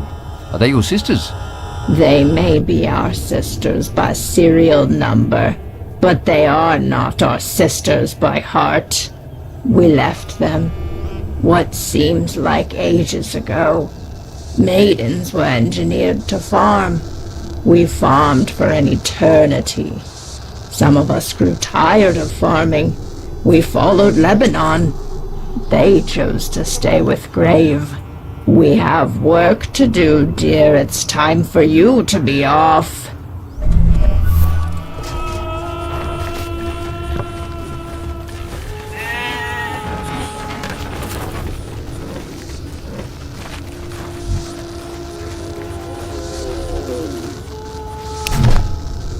Grave? No. You are not Grave. My Fuabu. I miss our talks. Now, I only have the bones. The bones are watching us. I can't hear anything. Yes. The bones in the ground. They're whispering to me, and they don't like you. What are the bones saying? They whisper about a better time. A time before you arrived. I'm sorry to hear that. They do not care for your apologies. They've died 1,000,000 times and they will die 1,000,000 more. You are a stranger here. You do not belong. I'm Mark Leslie. See? Now we aren't strangers. What's your name? My name? I don't remember. It's been a long time since I've spoke to anybody. The bones tell me my name is Lebanon, partner to grave, my forefather. I came here a very long time ago, left grave in the kettle. I came to help. All I found was death and decomposing flesh. Now all that remains are whispering bones. Lebanon. I know who you are. What is this place? My boneyard.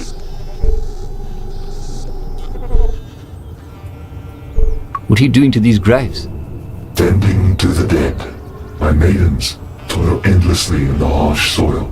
They harvest and farm the marrow of the oldest osseous matter. They farm marrow? In this scorched world, there are no power cell replacements. We use the extracted marrow as a biofuel. Whose bones are they? These are the remains of the great people of Bas.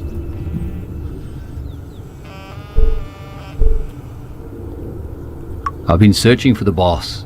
Bas was once a great civilization. It stretched from the east coast to the west. The Bas were great academics, and they possessed advanced knowledge of robotics, weapons, and medicine. They said they knew the true nature of the Penrose. They waged a war against the priests of Tribulation and Babel. A war they eventually lost. Listen, the bones rattle in the wind.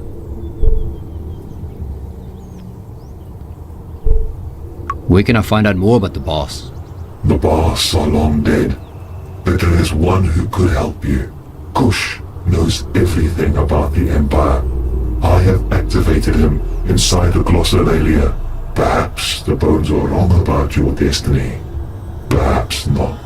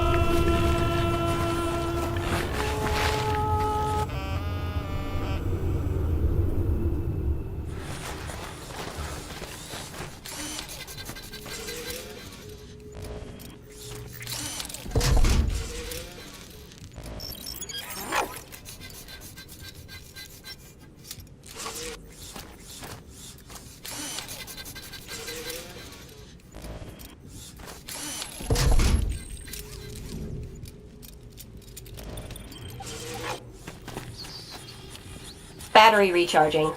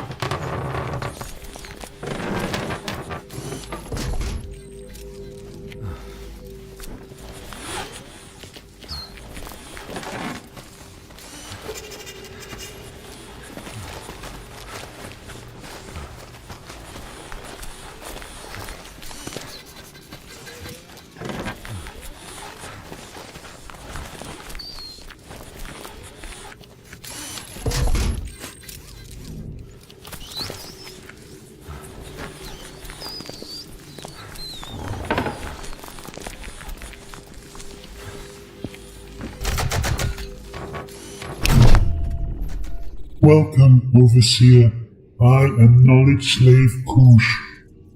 I stand in awe of you, great Bars. Go on. Kush must humbly warn you that it is no longer able to connect to the central data center, and as such, insight is limited to local object scanning only. What exactly do you do, Kush? As you well know, Kush provides valuable information and feedback on items and artifacts. To whom is Kush addressing these reports? Call me Mark. Kush is taken back by your informality, Mark. It is odd that a Bars would identify themselves by a single name. Your soft-spoken tone and gentle demeanor are most surprising. It is not often that Kush speaks to a female Bars.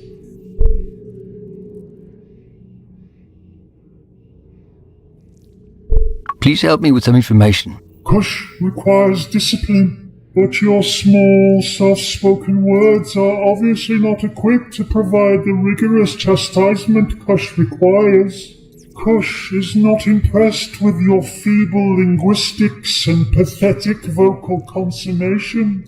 Interestingly, your poor performance has allowed BR-12 to dwell on other tasks and has retrieved fragmented historical data from temporary memory. Please tell me what you found. The Glossolalia serves as a central knowledge hub for the Bars Empire. Scribes were genetically engineered to transcribe the vast history of Bars. An age of enlightenment considered this slavery, and it was sadly outlawed.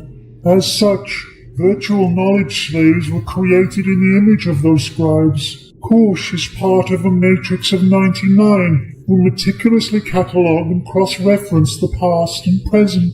Ancient technology is examined and catalogued. Temporary memory is now released. Gently place your item into the scanner, and Kush will vigorously provide feedback.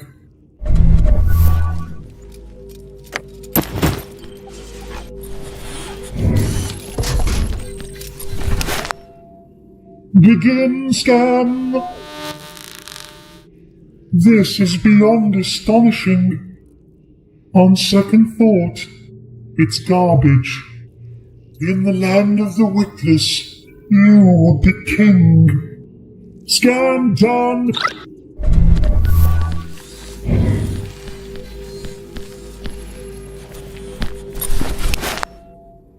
Begin scan! Very interesting. On second thought, it's garbage. Maybe Kush is projecting. Kush likes the way you try. End scan!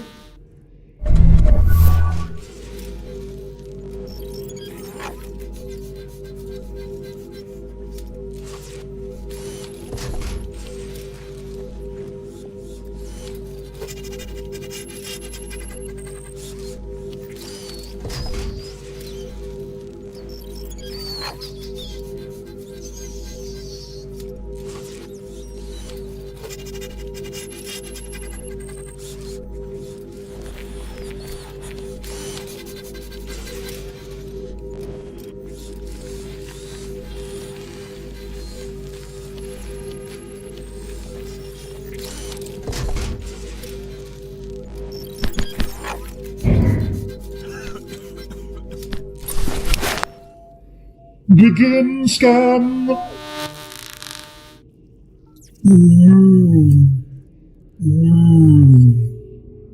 On second thought, if Kush throws a stick, will you scan?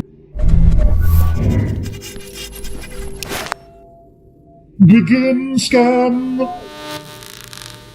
Finally, something of technological value.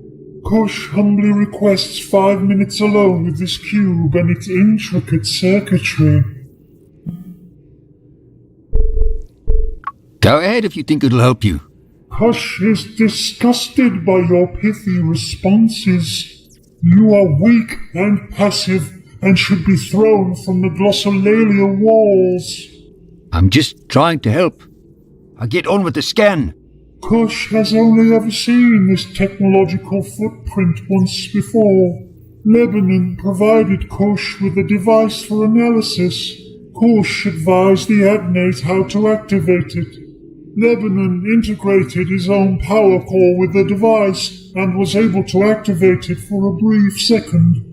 That second was enough to transform the bone-dry courtyard into a beautiful garden. Lebanon would visit this paradise alone. Always in secret, his power drained to a few ticks above zero.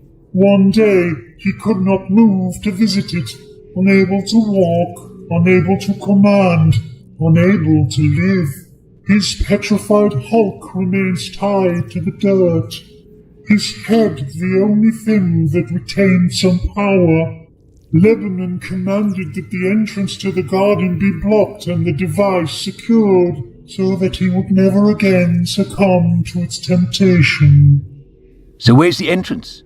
Inside this very structure, a few paces to the north. End scan!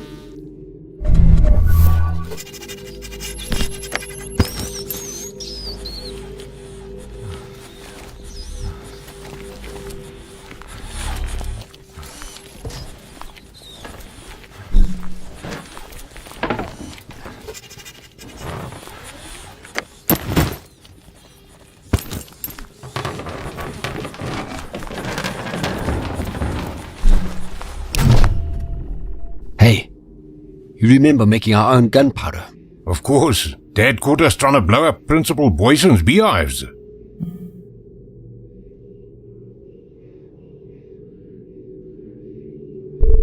We need to blow up this wall. I don't know if we could make a hole big enough to all fit through, but we could try.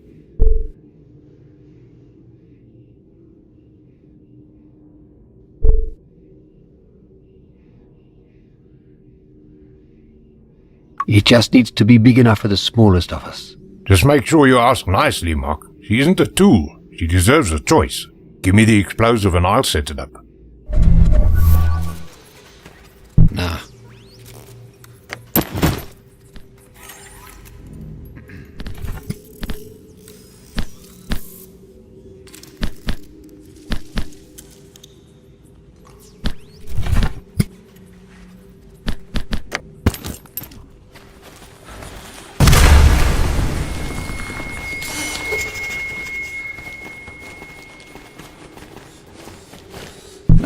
Detecting a huge energy surge close by.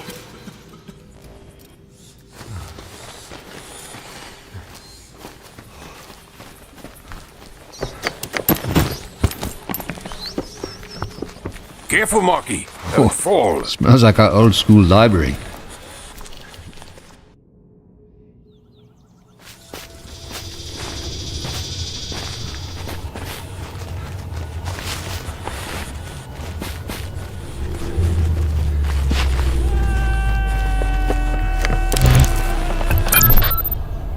Hey, Mark, that night, the night of the storm, the night when it wasn't what you think. I mean, I was drunk.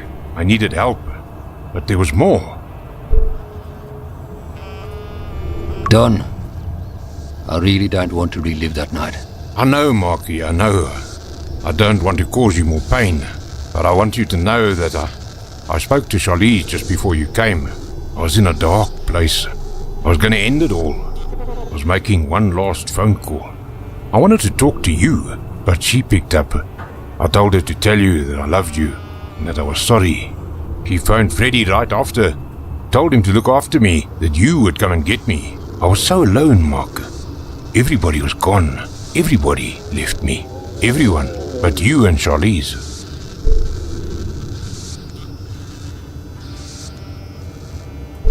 What are you looking for?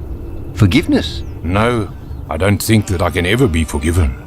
I just want you to know that I am trying, that I want to be a better man for you, for her.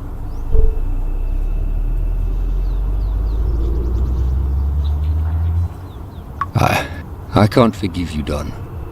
But I know you regret what happened. And for now, that's enough. Thank you, my brother.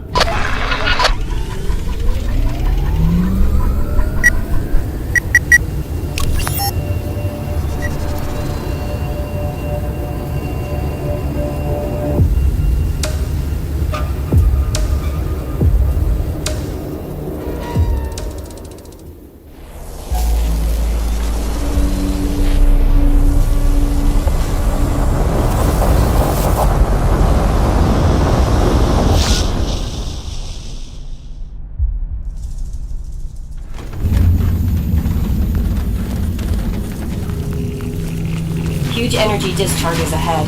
How do we get down there? There's no way the Buffalo can land in this. What is this?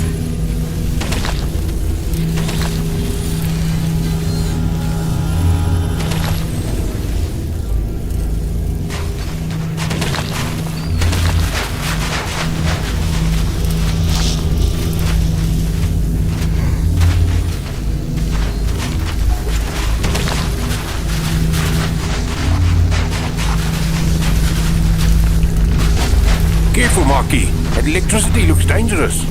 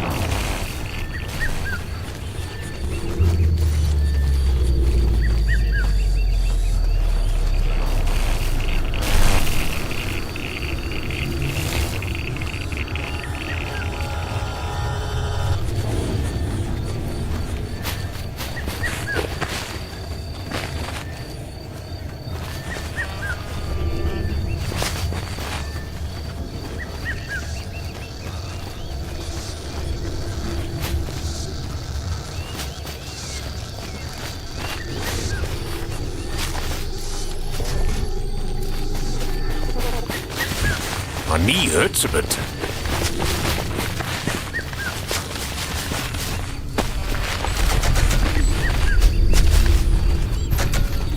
I need some mozzie cream. Control, come in. Over. I'll need new shoes after this.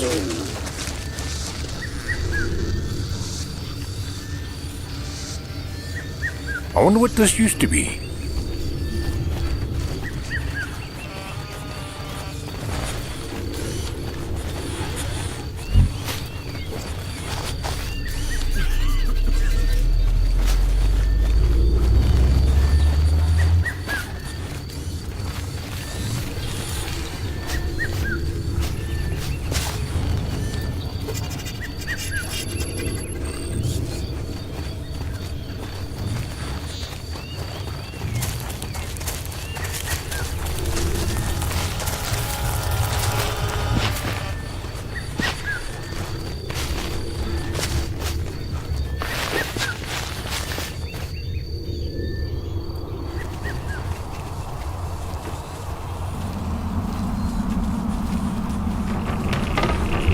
Bridge is structurally sound.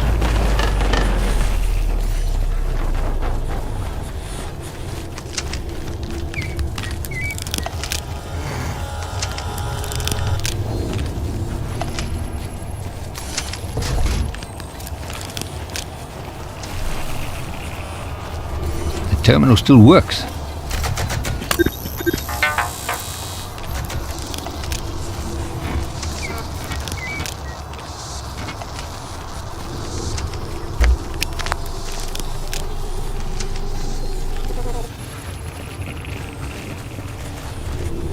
down a few pounds. Poor creature.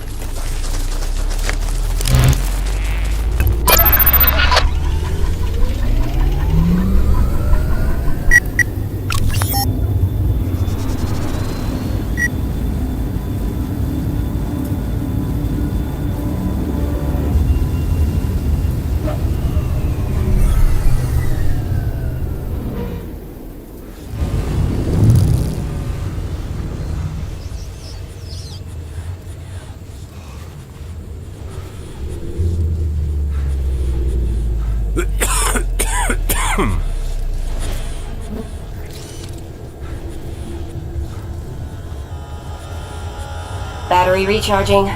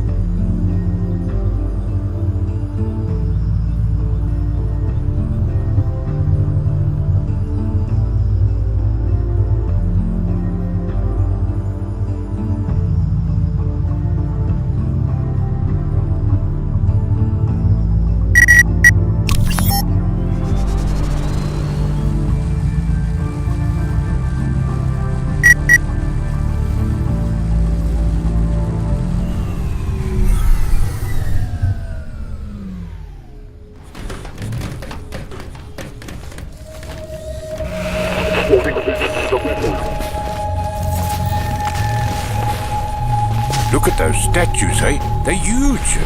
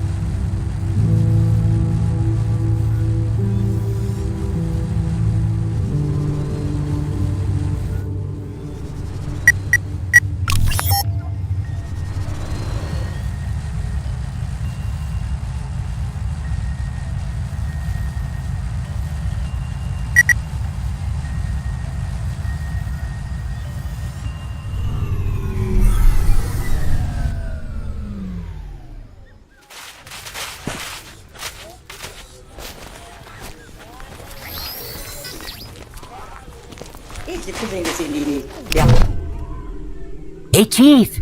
Looking to trade. Let's see what you've got.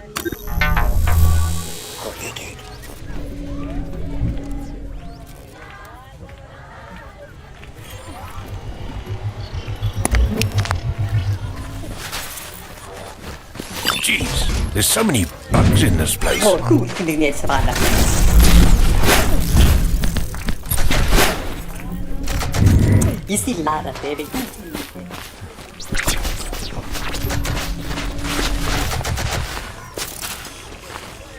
Slow down!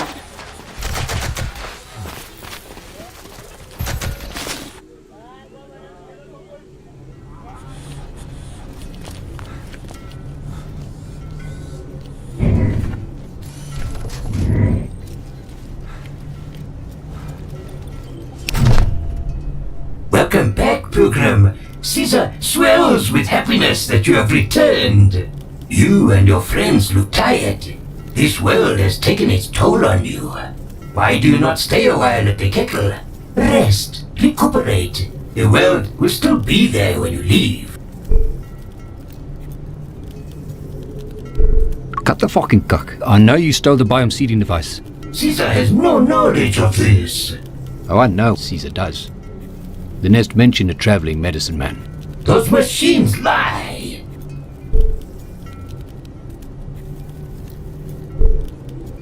Now, I never said anything about machines. Well, shit.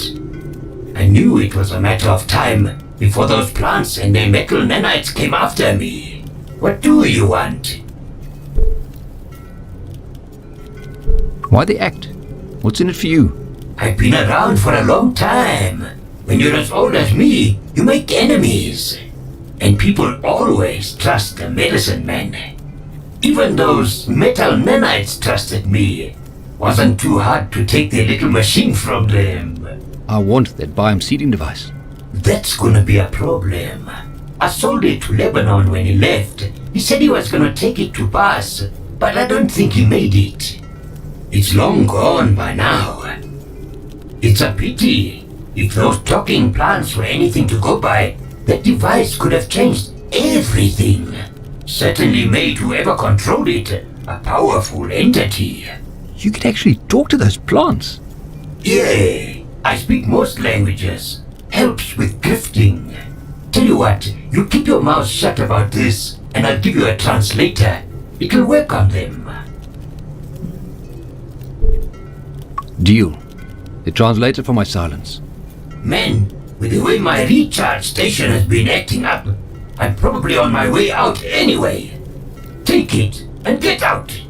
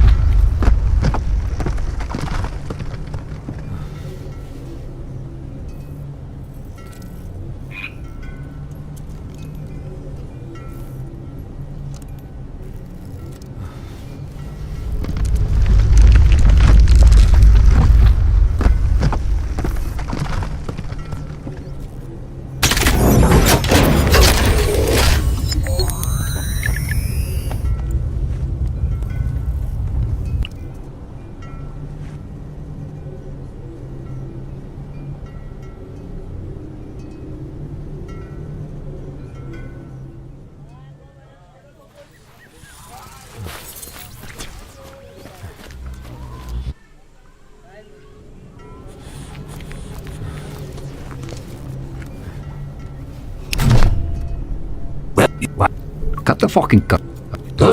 I'm not here to make trouble. So you... No, I even... What is... There was... You could actually talk to them. See you, but now, good luck.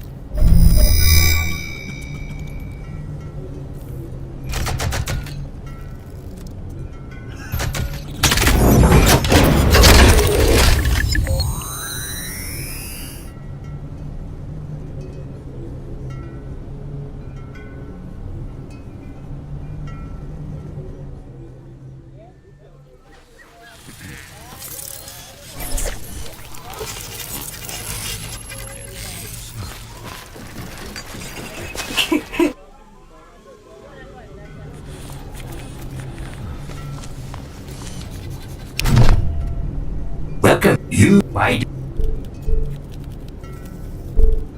Cut the fuck. Caesar. Oh, I know. Those. No, I never said. Well, I knew what. Why the act? I want that. Is you could actually. Yeah. Deal. Man.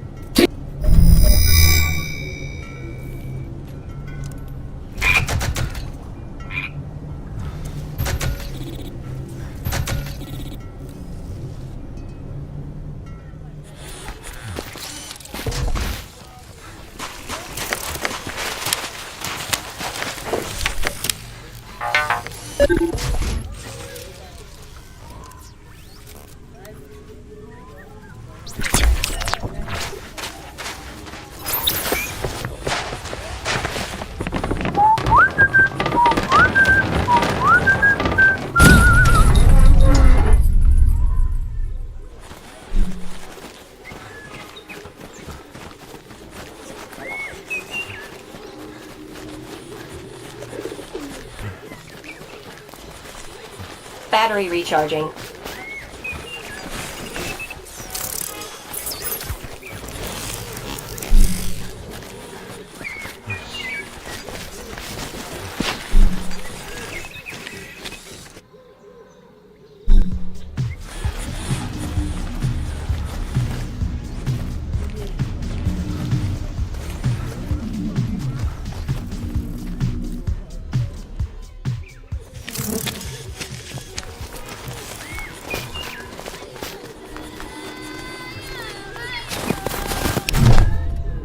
Your destiny twists and turns like the root of the baobab. The deeper you dig in this harsh world, the more water you need to satisfy the thirst of the ancestors. What can we do for you?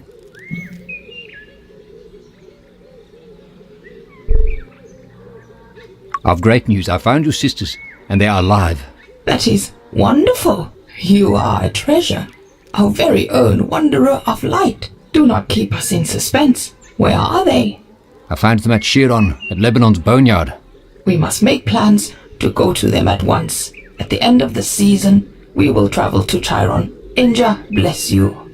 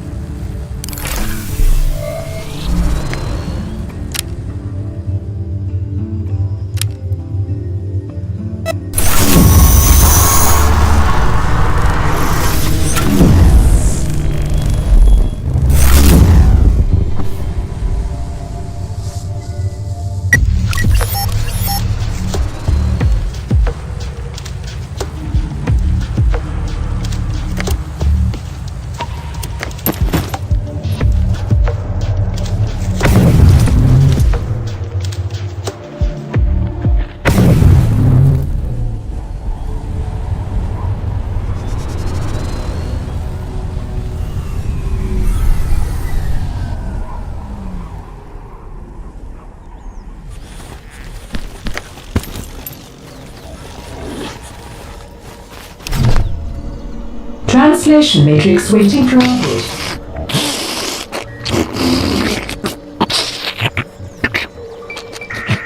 Translation matrix now active.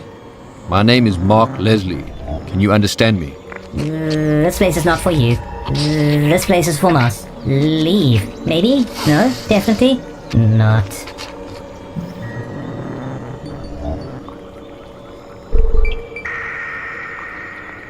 We detected some red mercury close by. Do you know where it could be? Red mercury is in the core. In our core. Inside the cave. Our cave. It keeps us warm. Keeps us close. The cave is home. It is our home. Out of the cold. Home is safe. The cave is safe. Yes. We must be safe. We must not leave the cave. Leaving the cave is bad. Stay here. No, don't go out. Do not go out. Stay. Stay safe in the cave. It's okay. Calm down. Calm down. Nobody wants you to leave the cave. You don't have to if you don't want to. Not leaving the cave? Good, yes. Not leaving the cave. You don't have to leave the cave. But I want to get inside. No, definitely not. Cave is only for Moss, not for Mark Leslie. Some Moss left the cave, and now they are lost. You say inside the cave is safe. Don't you want us to be safe?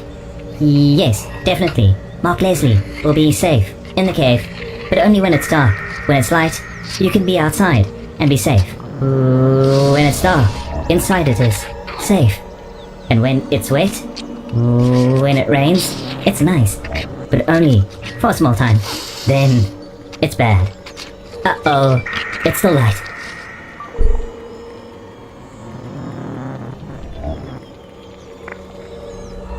It's very kind of you to want us to be safe. Yes, Mark Leslie will be safe in there. The other Moss we lost were not safe. And then it rained. Go inside, it's safe in there. What others? The others, the ones who left. Uh-oh, we told them to go back when it got dark, but they didn't. Definitely not. Do you know where they are? I seen one of you out in the mountains. Uh-oh, too far away. Mountains are cold and not safe. Too far away. Not good for Moss. Maybe bring them home? Make them safe? Go inside now. It's safe. Find out how to bring back the others. How to make them safe.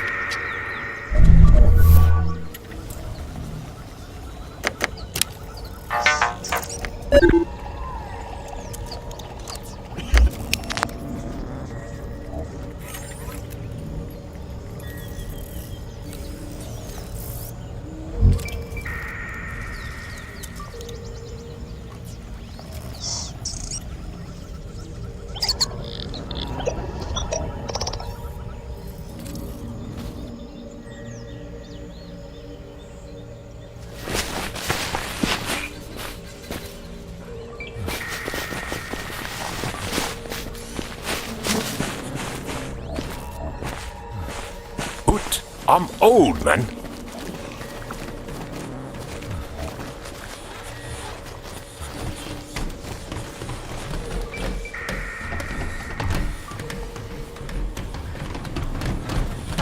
More pieces from that space station.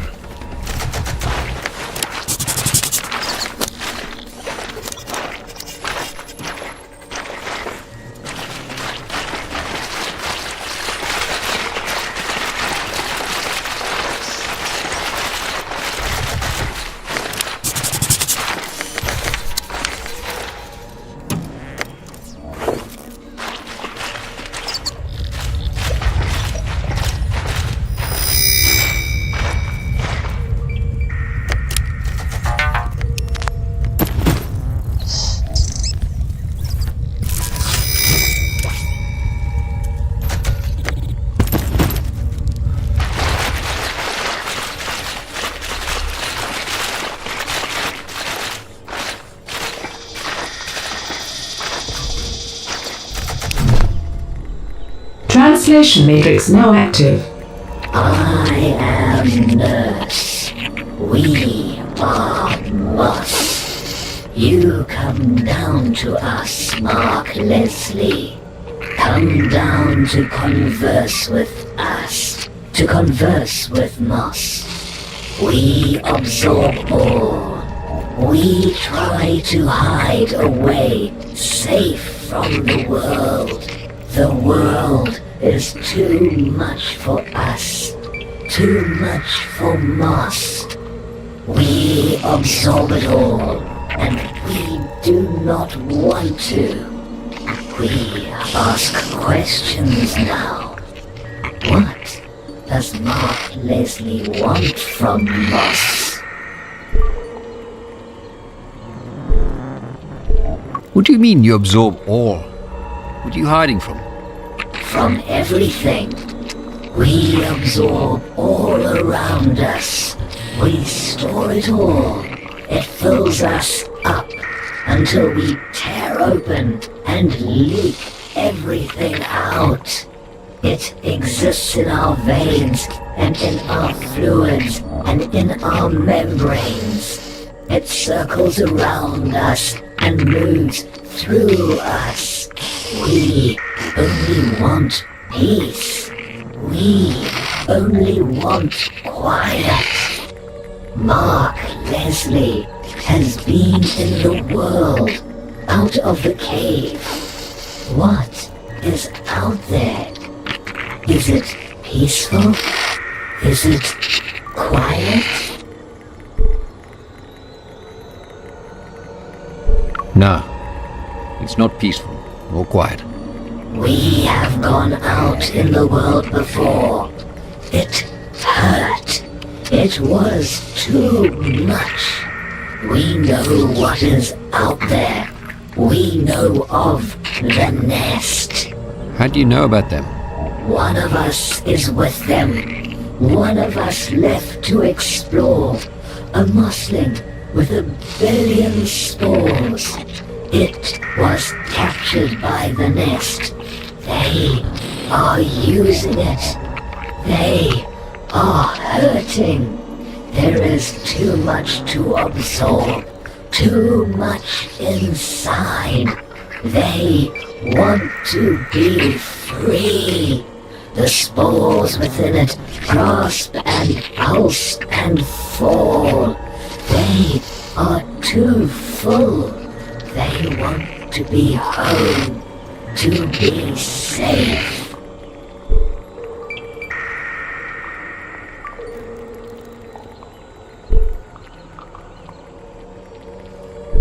If I help you get the mossling back safe, will you help me?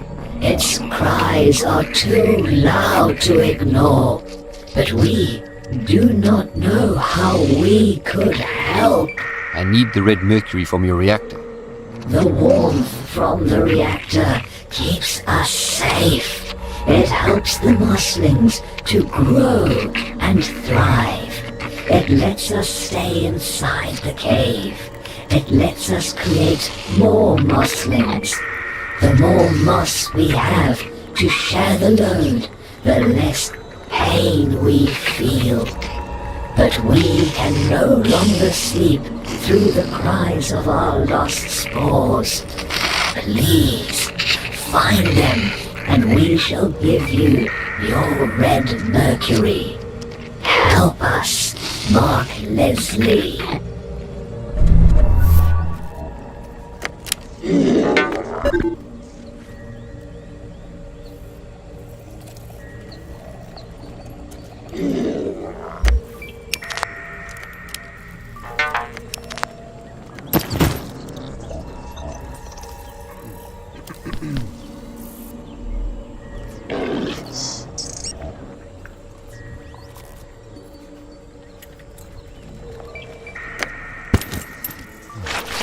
Definitely more red mercury here.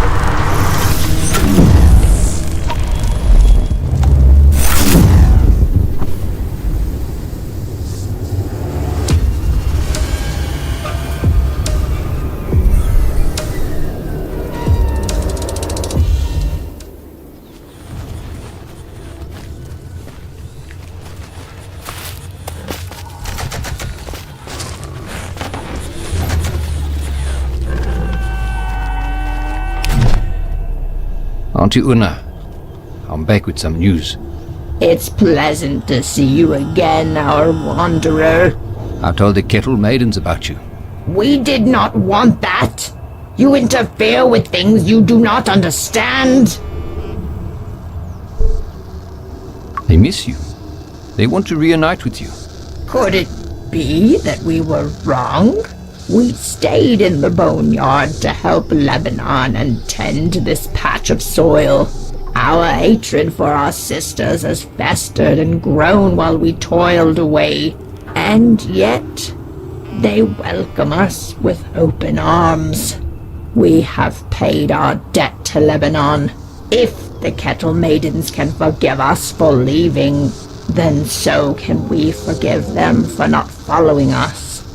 We shall leave at once and commune with our sisters. Goodbye, and thank you for showing us a path to forgiveness.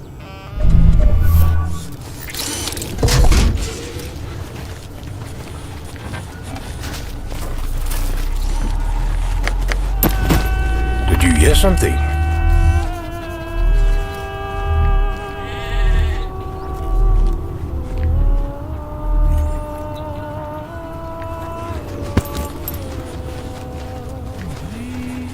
Hey, come on, you two.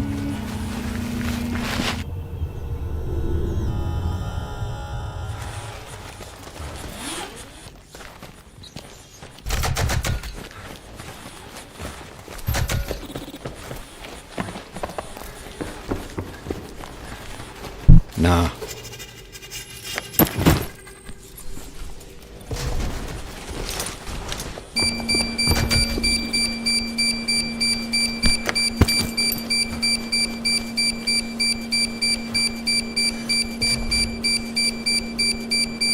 Marky, do you have a plan?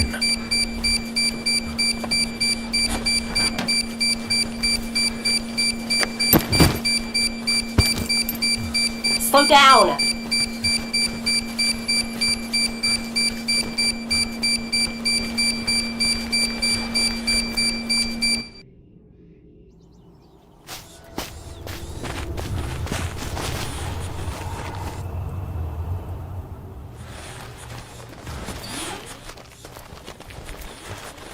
There's something engraved on here.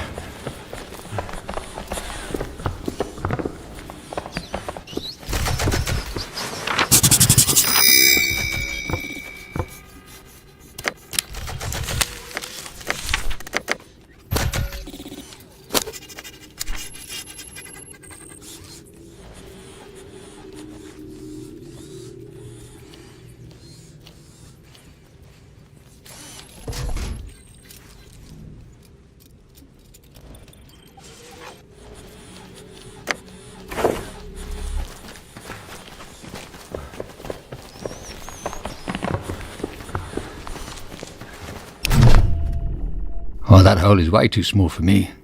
Don, here's a bed back. Affirmative.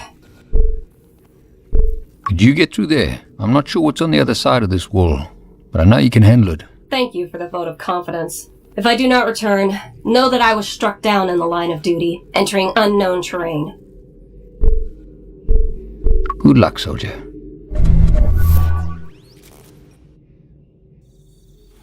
Wow. This is beautiful.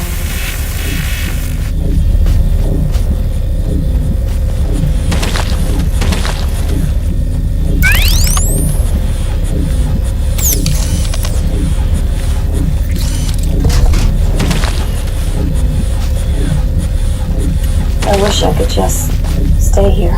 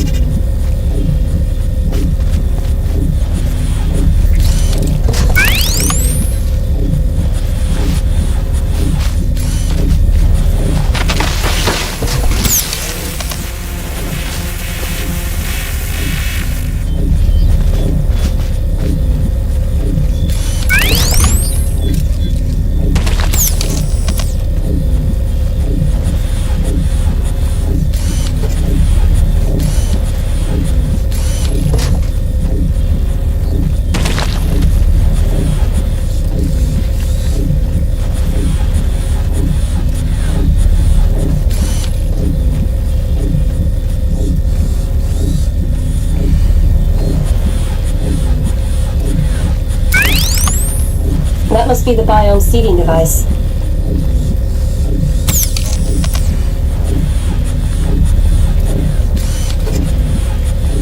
Gotta shut this down.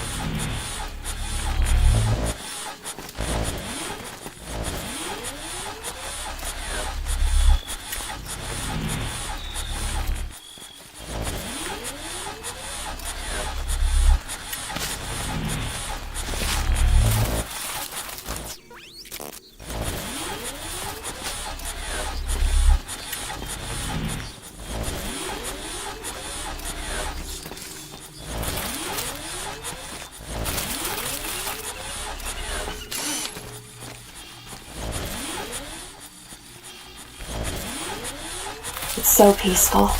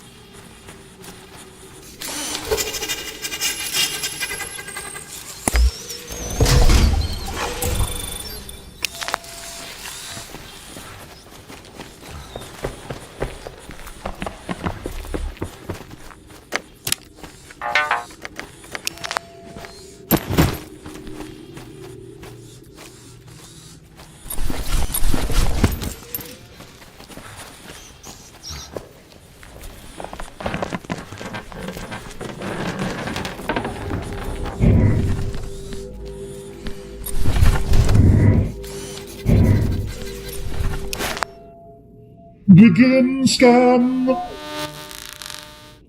Kosh is astounded. On second thought, Kosh does not consider you a vulture. Scan complete.